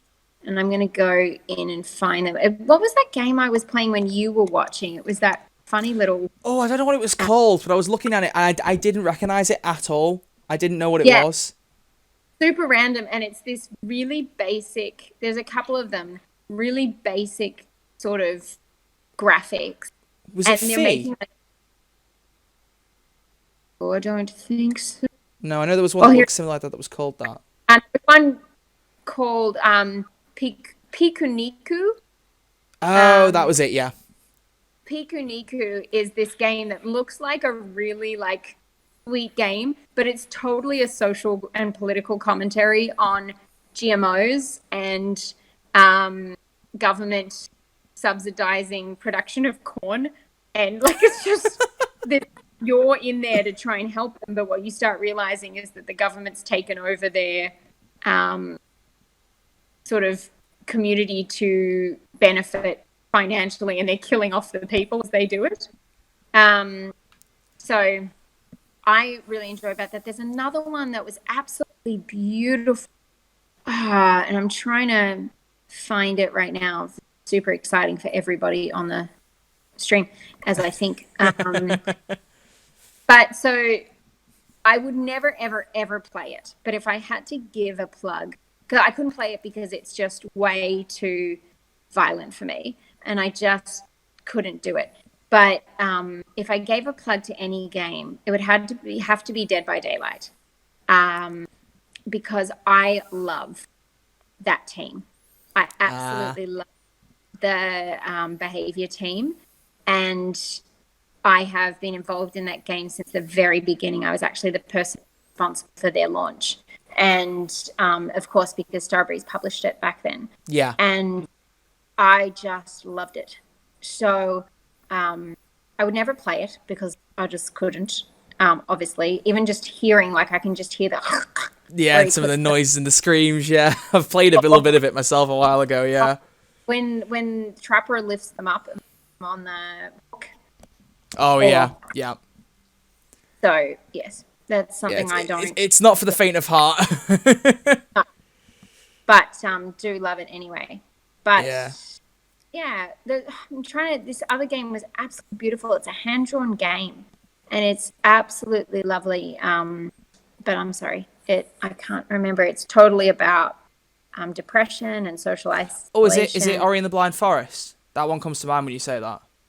No, it's not. I think that one was. Oh, maybe that wasn't hand-drawn. I might be getting confused. Yeah. Unfortunately, I don't want to close Discord and look just in case. Yeah, no worries. It might come back to you anyway. Yeah. But there you go. So thank you for tuning for that question, and for everyone else. There were other people who asked questions, and I apologise if we didn't get to you, but I do want to have a little bit of time for the live chat. So we're going to move on to part 4, which is live chat questions. So what I'm hoping is people in the live chat now, you've been thinking about things you'd like to ask Georgia, and it's time for you to ask those questions. So as long as Georgia's okay, we'll stick to the same structure. Whereas we're both going to look in a live chat. Both going to have a little bit of a look. If you'd rather stay on Discord, I can always just read them out to you, Georgia. That's fine. I pop up so I can check. Fabulous. Okay, so we can both have a look. If you've got any questions you'd like to ask Georgia, now is the time. And we'll see what you guys ask, and we'll just basically take it from there. And then once we've answered a few questions, we'll move on to the final bit, which is getting some Sydney voice lines. So, hope you're looking forward to that. Here we go, we're getting some in. Oh, people they're dropping. Here we go. Which one takes your fancy? I'll let you have first pick if you want. Oh, okay. I was looking. It's so funny. I was for the game. Will there be any more updates coming to Payday 2? Anime is amazing. Firstly, I agree. Anime is amazing. Once again, unfortunately, I just don't know. I would imagine, knowing Starbreeze, that they're probably going to do something, because they like to keep engaged with fans. So while they're developing something else, I'm pretty sure they will. Don't quote me on it, obviously. And they'll be like, if McHale's listening, be like, "Oi, what do you know?" But I hope so. Don't you? I'm fairly certain things are still in the works, so I think that's accurate. One of my mods has asked one accent I think is quite cool. If you could make a heist that was set in Australia, where would it be? I like that. Okay, so if I or Sydney, let's ask. So, would you like to know where Georgia would create a heist, or where would Sydney create a heist? In the words of Tony Stark, is it too much to ask for both?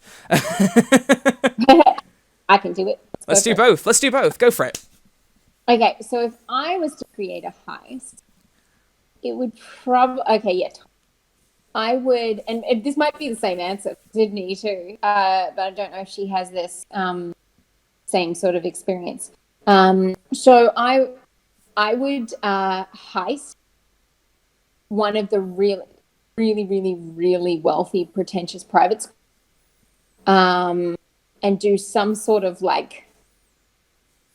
I don't know, would get in there and potentially hostages of all the teachers.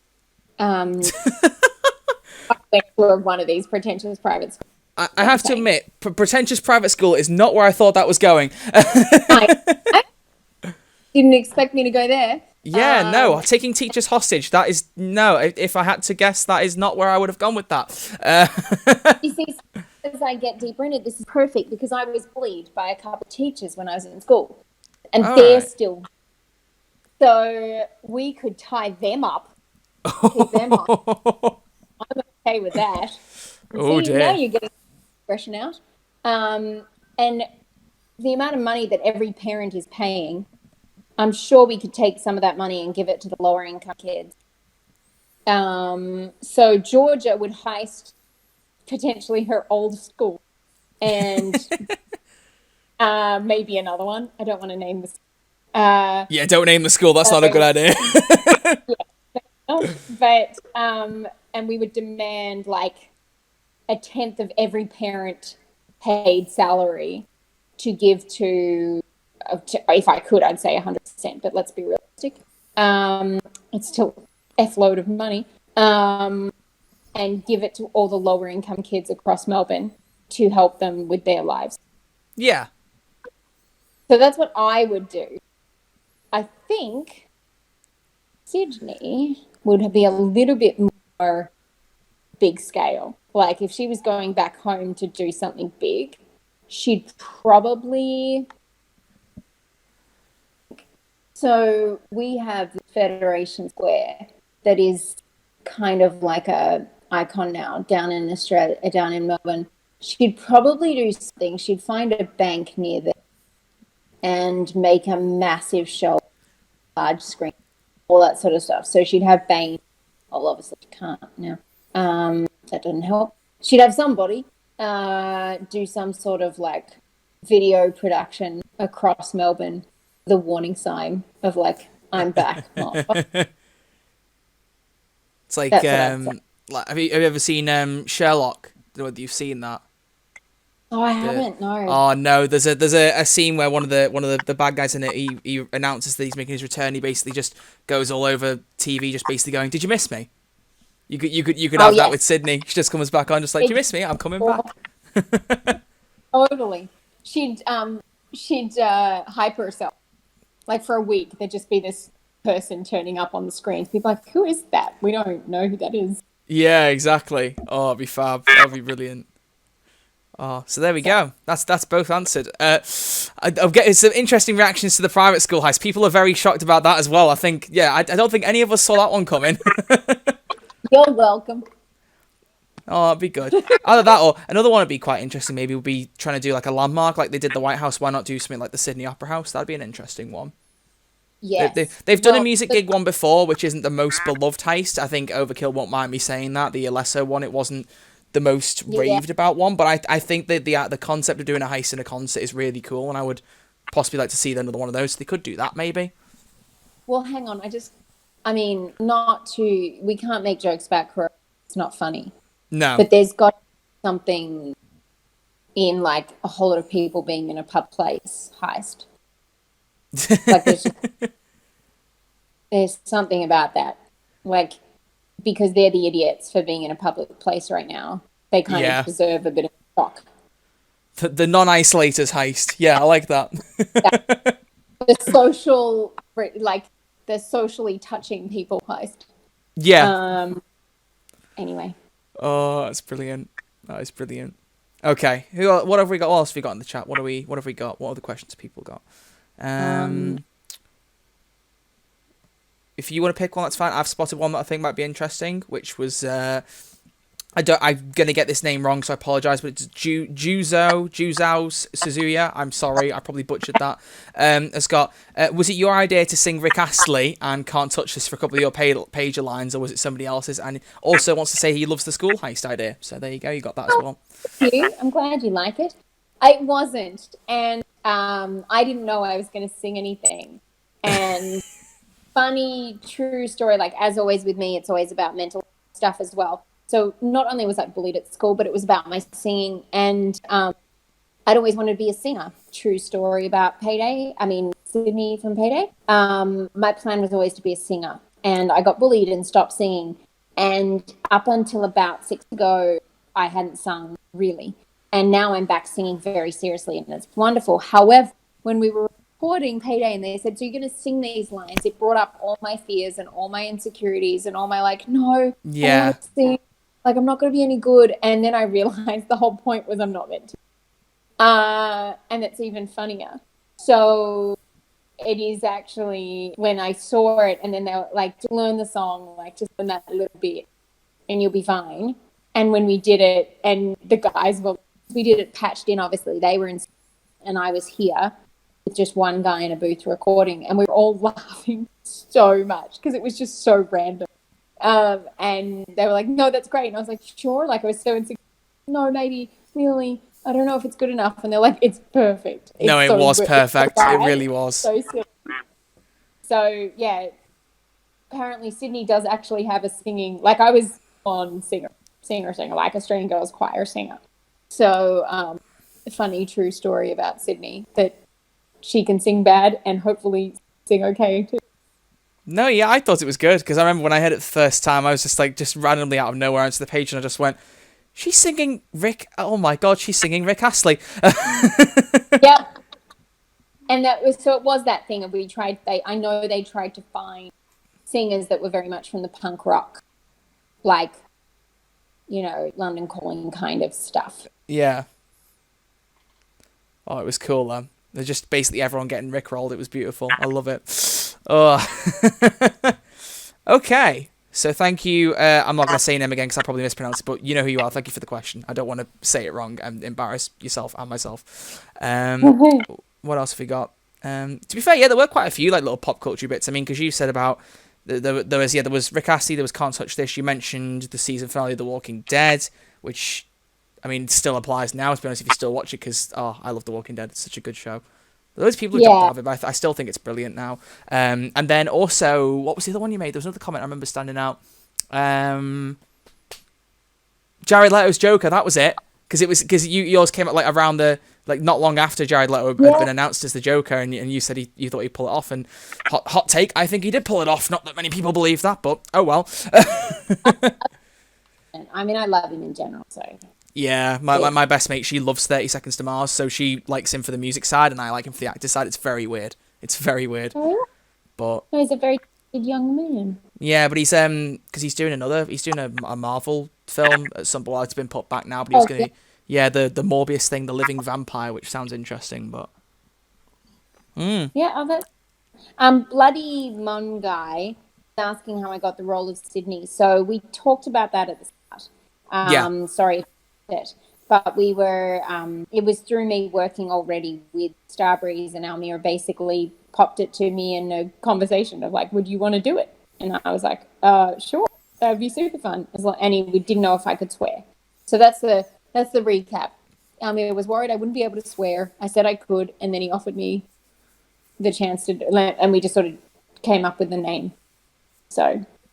Yeah, I love that. Because it's like I said earlier, it's such a different thing. It's not like them reaching out to you as a voice actress. It's such a unique situation to have been in, which I think is brilliant. I loved it. Yeah, it's great. It really is. What else have we got?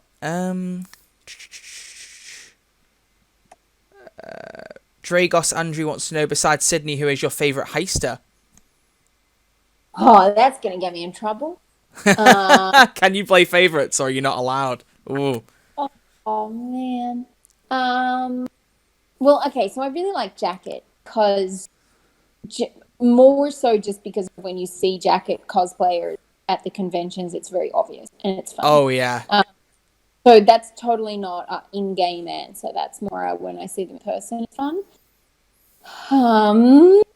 But I feel like I should say Wolf because that's her love interest. But ironically, Wolf and I in person are not such good.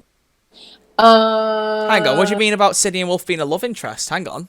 Rewind. Oh, spoiler alert. Did I not? Oh, wow. Okay, so that's intentional in case, like, if you look back now, so now you guys need to go back in and play it and Right. see is with Wolf. It was always intentional to tease that she has a crush on.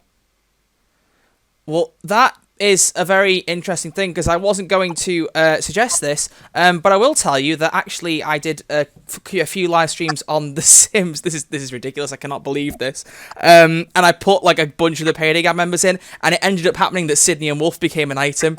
And everyone was saying when I announced the stream, don't mention to George about Sydney and Wolf, and you've just said that, so now I'm just like, that is ridiculous. No. What? The chat are going mad.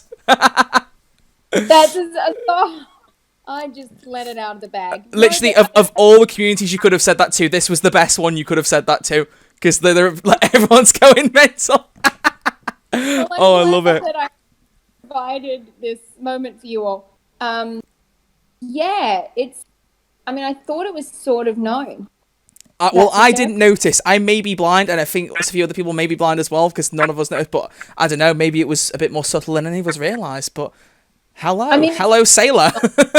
Like, it's not like a thing that's been lived out, but there is in the character, and I think it's actually like if you look at her wiki or whatever, it's mentioned that she is often really complimentary over the other characters. Yeah. So that's there you go. Bit of goss for y'all. Oh, that's brilliant. I cannot believe you revealed that. I say revealed it, but we were just all very surprised. I mean, it's not anything that anyone's ever, like I said, we don't know what's going to happen. Maybe Payday 3, she and Wolf ran off into the sunset. But yes, she's got a thing for Wolfie. Oh, let's see. Well, looking on the Payday wiki, there's no way that I could choose between Gallus and Chains. That would get me in a lot of hot water if I chose between Oh yeah, you couldn't choose between those two. I could get that. But the Payday 2 wiki says that Sydney is portrayed to be mentally unhinged and violent, similar to Wolf. Yes. What else have we got? When playing as Jacket or Wolf in the safe house, if they talk to Sydney, she will say a unique quote to them. She will state that Wolf... Oh my god! She will state that Wolf is cute and tells Jacket that she likes his style and says they should stick together. So she just say to Wolf, right, okay, so there is a line, you're completely right, and none of us have noticed it. That's ridiculous. I did not know that. There you go. Well, everything we've learned today, that is definitely the most shocking thing that you've said. I am very... you've rocked my core with that. Oh my god, that's brilliant. I love it. Oh, that's fab. That's fab. Yes. Bunter Wannabe is saying they've got a question. That's fine. You can drop a question in. We're still reading live chat questions now. So if you got anything else, we'll do a few more, and then I think we'll do some more voice line. Actually. Oh, you did? Name of the game. So it's Gris. Gris. Oh, okay, I've not heard of that. Yeah, it's really beautiful. It's definitely, for most of our Payday fans on this, not going to be your game. But I want to give that developer a shout out. Game. Oh, fair enough. It's all good.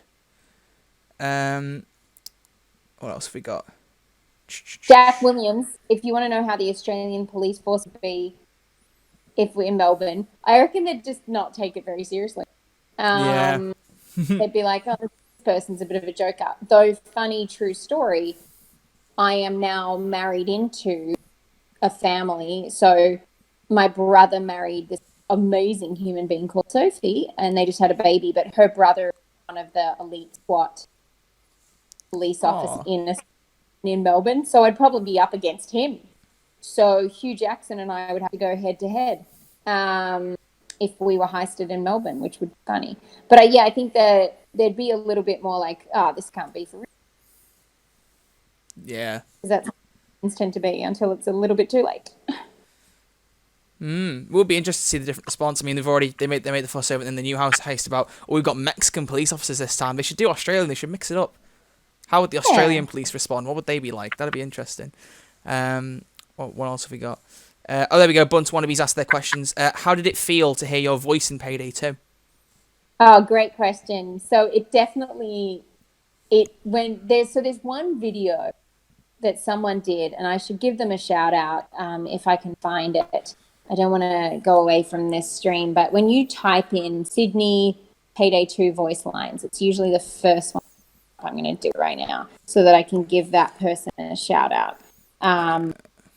It is absolutely hysterical because they took like all of the lines and put them all together in just one long stream. I presume it's going to be Hox Delicious. Is it? Voiceover? It might be. Who else? Because that's a 36-minute video of all of your voice lines. It probably is that one.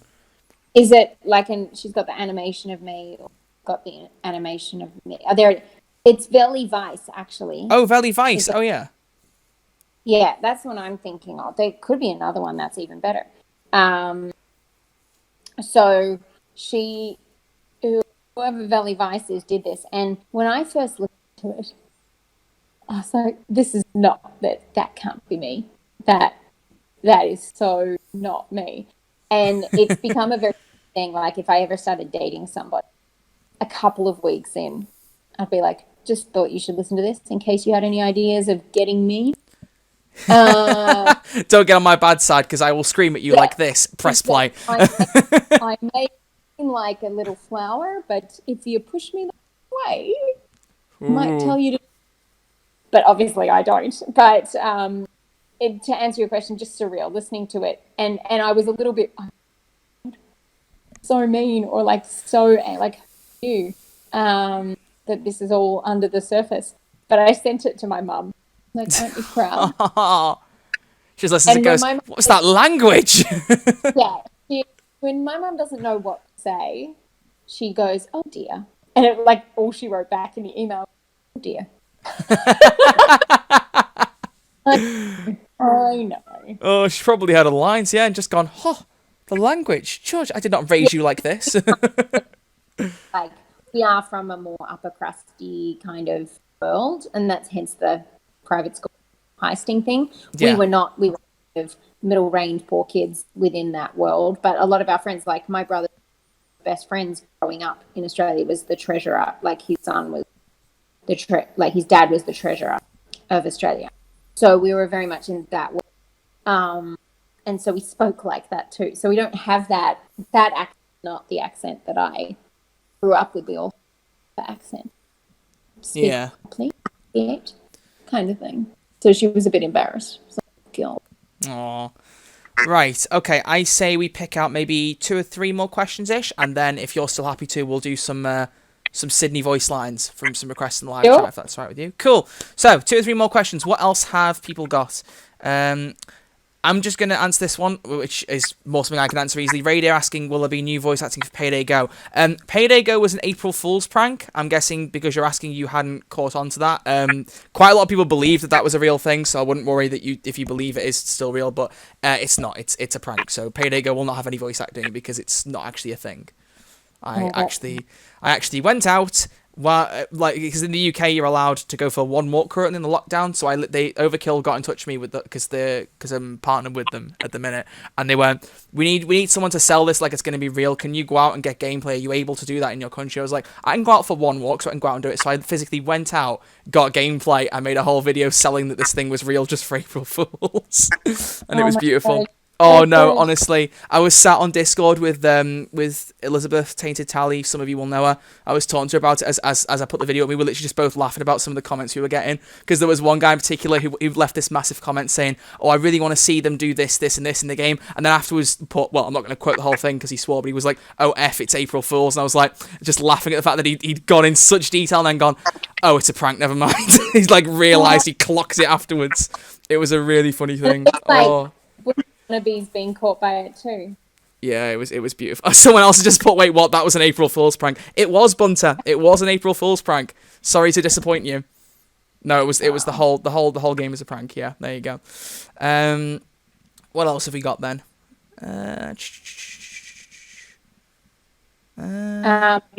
Bloody Mungai, I think I answered that again. I'm sorry if you... Yeah, I think you must have missed it again, the Demon, because you did answer it a second time, not very long ago. So rewind either about 10 minutes or go back to start the stream. The whole stream will be available to watch back when it's finished. Once it'll go down for about an hour or two to process as a video, but once it comes back up in a couple of hours' time, it'll be available to watch permanently because I don't take down live streams, so you'll be all good.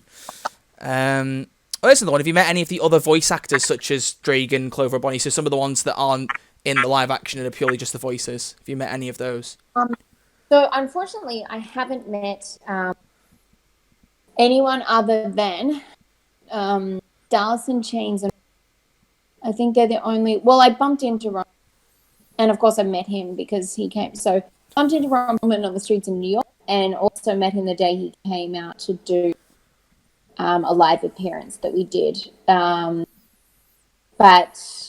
yeah, Dallas Chains and are the only guys that I've met, and I would consider Eric and Damien to be friends, dear friends. Oh, that's fair. Who was the third one you said? Sorry, you cut out when you said it. Wolf. Wolf, right, okay. So I've met my boyfriend. Oh, the one you think is cute. I love that. I'm just glad that everyone else in the chat was as shocked by that as I was. Just everyone going, oh, Wolf X Sydney is real? Oh my god. It's like my whole life is a lie kind of thing. It's beautiful. Oh, So funny. you really shocked everyone there. That's brilliant. Oh, there's another one. Pajama Pants Jack, how do you feel about all the fan art for Sydney? Yeah, there's a lot for Sydney online, isn't there? Quite a lot of... Yeah. I saw that, that, and I love your screen name, by the way. I saw that you said you draw her a lot as well, and that's so. Please send some my way. I'd love to retweet any of your fan art that you've done. It's just lovely. There's nothing, like I said, there's nothing bad about it. When someone, well, actually, that could be a bad thing about it. Let me start with the good stuff. It's absolutely beautiful, and it means so much, regardless of the style or the quality in your own mind of whether you think it's bad. It's just that someone takes the time to do it is so amazing. Yeah, exactly. Of when people take it in the rude direction, and there's a bit of that. I don't love like when I have to Google something to share, a Sydney character, especially Vanille from Final Fantasy this the time. And you're like, oh my god, that's her boobs. I did not need to see her boobs. That's not what my boobs are. And it's just like, you're like, oh, did we have to go there, guys? But there is a lot of that as well. So, unfortunately. Yeah, well, there is some of it, yeah, but there's always going to be that. I feel like with most characters where fan art is a thing, there's always going to be some that do the, like the NSFW kind of more lewd stuff. So, but yeah, there's so much. Like when I've put pictures of like Sydney onto like thumbnails for videos and stuff, like the one I've got now on the screen, it's like every time I search up Sydney Payday 2, most of the image results you get are drawings, and some of them are just absolutely brilliant. They're so well done. It's ridiculous. I love it. That is talented. So yes, that's what I would answer to that. I guess another question I saw was anime. People are asking me what my favorite anime is. And interestingly enough, I'm actually working with Voices Games right now. So I have to give them a plug if I'm going to talk about it. And One Punch Man, Bleach, I'd have to say, have to go up there. But I really like Fruits Basket from last year. I really enjoyed that. It's very ethereal and beautiful. So that probably would answer that. People that were asking favorite anime. See, I'm not someone. I'm very uninitiated. I've never watched any anime. And Yes. I get people saying to me that I should try some out, but I never know which one I'd watch or where to even begin. So. Well, so One Punch Man and Bleach are both video games in the anime style. Yeah. But Fruits Basket is not. But it's still great. Okay. Okay. The one I've heard a few, but the one I see all over the internet a lot of time is like, especially like memes and stuff being made about is oh god, what's it called? JoJo's Bizarre Adventure, is it? Because of that one piece of music from it that I keep seeing everyone use. There's that one theme which I've heard and I love, which makes me just want to watch the show for that, which is hilarious. No, isn't it amazing the things we get onto? So I've decided today I'm actually going to make a video with all of my family for my nephew about that song that came from that little moment in one of the video games. Which is it Minecraft? No, it's not Minecraft. Where the diggy diggy hole song. Do you know the? Oh, the is it the dwarf? The dwarf digging. Yeah.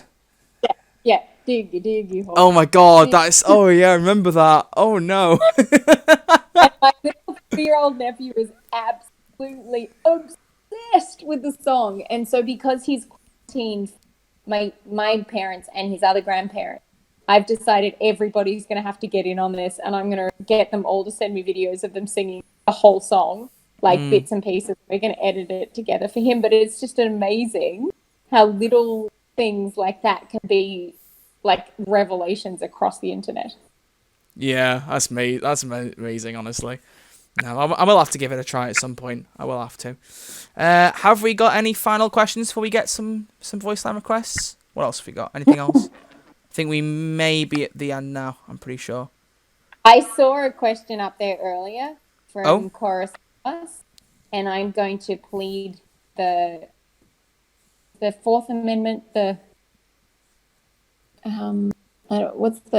you say you plead the Fifth or you? I think it's pleading the Fifth, but I'm not American either, so I'm not the person to ask. I'm going to plead the Fifth, and we think we all know what that means. If it's a number.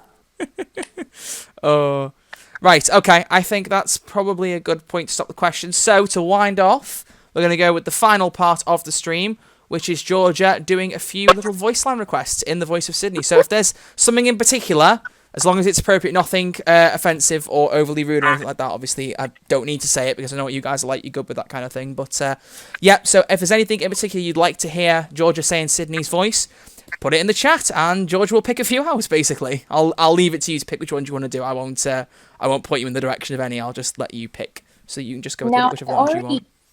Swore. Is it okay that I swore?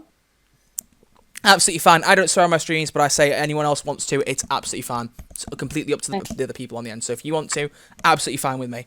I mean, I've had my own slip ups occasionally. I try my best not to, but it does happen sometimes.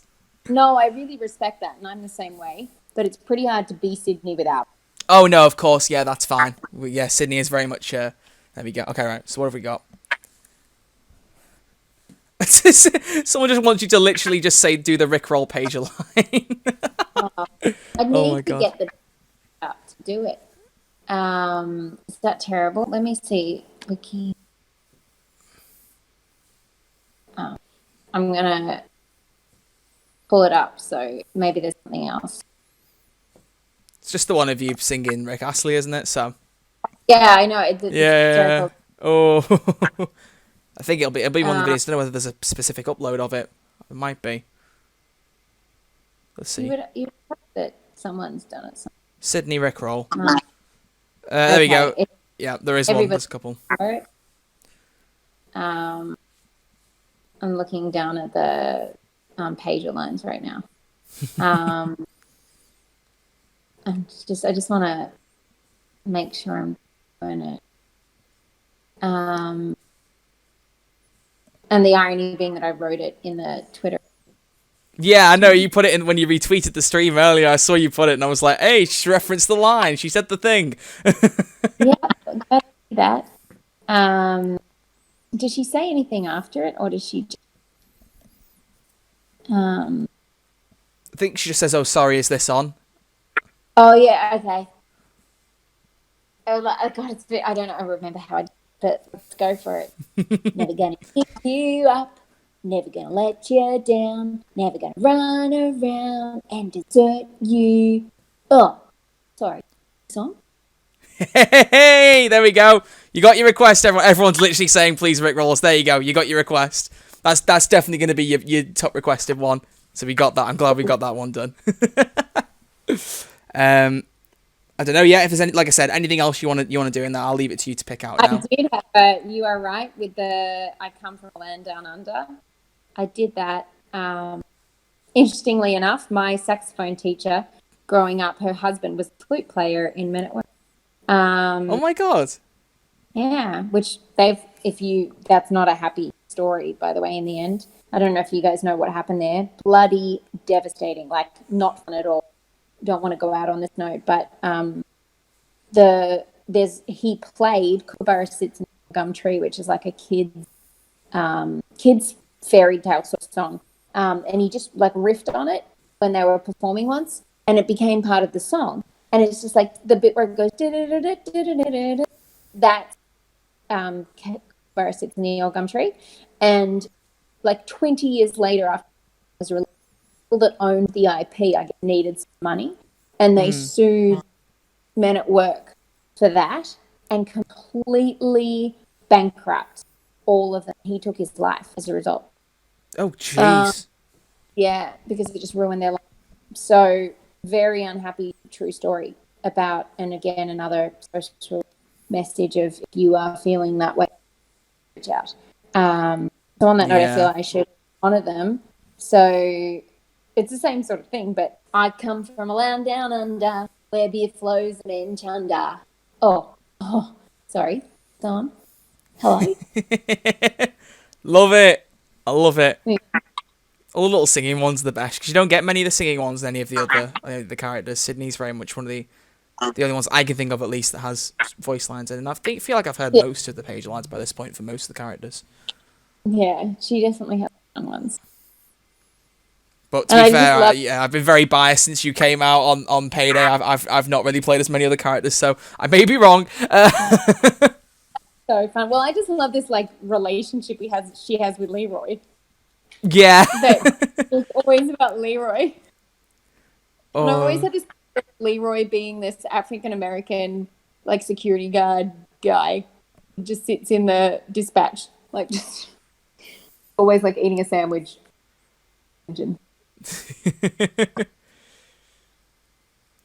So, anyway. All right. Anything else that takes your fancy? Let's see.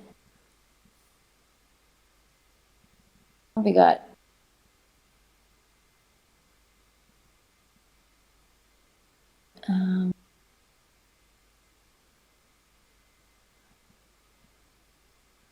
I don't remember any of these lines.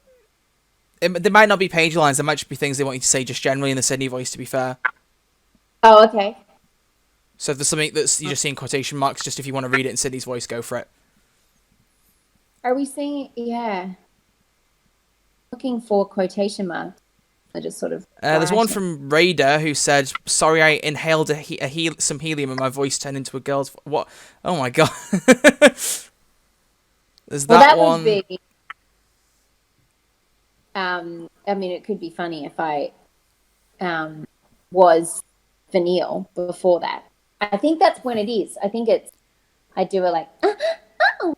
I'm like, yeah, oh, sorry. Yeah. I'm helium and my voice turned into a girl's voice. I'm okay. There you go. Yeah, there's another one. What else? That's the alarm. It's now or never. Nice. Have we got anything else? Maybe one or two more? Have we got anything else? You're welcome, Jack. Kim Gallagher said, hey Duke, are you coming to the show on Sunday? The rest of the gang are going. Can you spot that one? Well, 51, whatever hour it is for you now. It says 8:51 for me, but it won't be for you. It'll be, what, 12:51? The last message at 51. It doesn't do it by timing, unfortunately, for me. Oh, doesn't it? Oh. That doesn't help. If you could write it in. Yeah, put it in the thing again. Kansas in a pickle. Is that you guys are going to let me know? Do you want me to do like heavy reaction, low reaction? Like that helps. I think just go full heavy. Just Sydney. If you want to do Sydney screaming, do Sydney screaming. I think that's probably the one they want. Okay. Well, first the Hey Jude just came back, so that wouldn't be screamed. So, hey, Duke, want to come to my show on Sunday? The rest of the gang is coming. It would mean a lot. That would be that. So he's in a pickle. Great one. He's in a pickle. That's a hard thing to say with an Australian accent because basically everything gets lost. He's in a pickle. Yeah. Like that. Yeah. Wolf is in a pickle. That'd be Wolf's in a pickle. Watch out. God.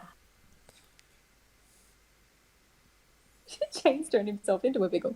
Chains turned himself into a pickle. I like that idea. I'm sliding one in myself.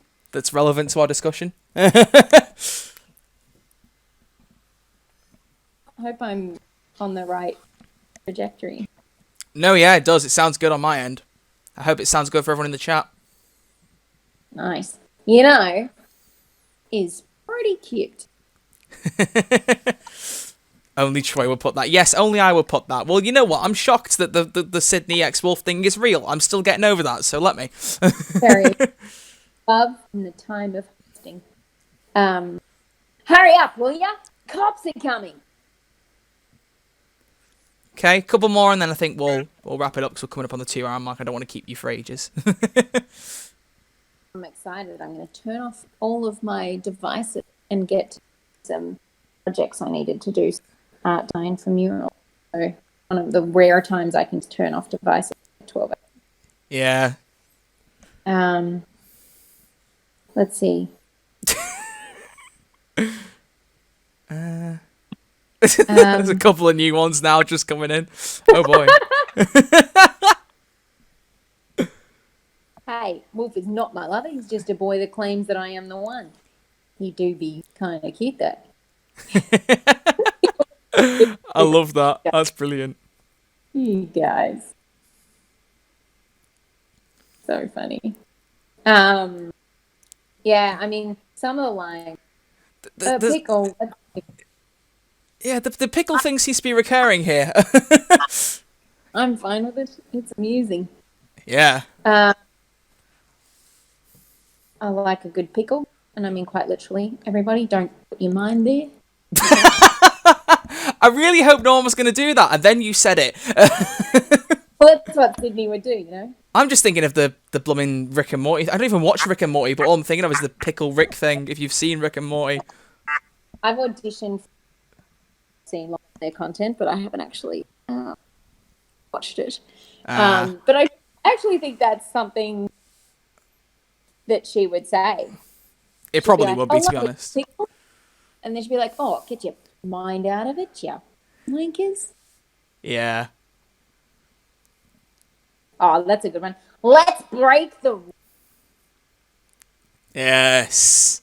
Fab. Which, for anybody who knows me and knows anything about me, I never break rules. I'm like terrible breaking rules. So, once again, the whole Sydney Payday heisting thing is hilarious. Well, it is. That's the whole thing. There we go. Right. I think that's probably, unless there's any others, might be a good point to call it, unless you see anything else you want to do. Bye, pajama pants, Jack. You just... Oh, yeah. See you. Thanks for coming. I think a few people are starting to go anyway now, so probably. But I can't believe it's been 2 hours. I know. The time has flown. It's brilliant. Right. Okay. I think. Is there any others, or shall we call it? I think that might be. Yeah, I mean, people are saying. Okay. I think at some point. Right. Okay. Well. Yeah. That's a good point to end it. I think, because then we'll be as we finish this, we'll be hitting the 2 hour mark, I imagine. So, thank you all very much for the voice line requests and for the questions. I really do appreciate it. Whether you asked them during the stream, before the stream, I know some of the ones you asked before, I didn't get your questions in. I do appreciate that, and I'm sorry about that if I didn't. But who knows? If Georgia is willing, we may well do another one of these at some point in the future. Who knows? Yeah, and let me just say, Cosmic Wanderer, you've asked about your novel a lot, and I didn't know that you. So if there's a novel to be read, let us know. Yeah, he shared it on a few of my streams, and he keeps sending me the link, and I keep forgetting to actually save it because I do want to read it, and I'm a pain in the backside. He commented on one of my videos. I'll look it up and give it a little read because I'm interested.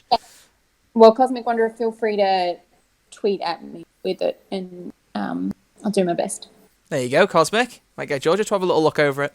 But yeah, so good point to finish up. So Georgia, thank you very much for coming on. As I said, I really do appreciate it. It's been a really, really good time to have you on it, and I do hope that if you would like to, we might see you again sometime. But yeah, thank you for coming on. Really appreciate it, and thank all of you guys for coming as well. It's been a really, really good time. So it's my and to all of you guys out there, stay safe and remember to keep connected to everybody right now. And that's why today, thank you, Troy, for doing this, because it keeps us all connected at a unique time. And it's very special. Yeah, it's my pleasure. So anyone who hasn't heard Ellie, so YouTube channel, which is Georgia's Daily Glass of Lemonade, go over there, give that a subscribe. Check out Georgia on Twitter, at Georgia Van C, for all the stuff about Arts Bridging the Gap and all that, to keep up to date with that. And then also over on Twitch, Laughter Heals Gaming, go give that a follow as well. Plenty of things to keep monitoring you through, basically. Everyone can be watching and keeping up with what you're doing. So, can't avoid. Yeah, there we go. Right, so thank you all for watching. I will be back with probably another live stream sometime early next week. So I will see you all then. Until then, thank you all for coming. Really much appreciated. And I'll see you all soon. Thanks, everyone. Bye, everyone.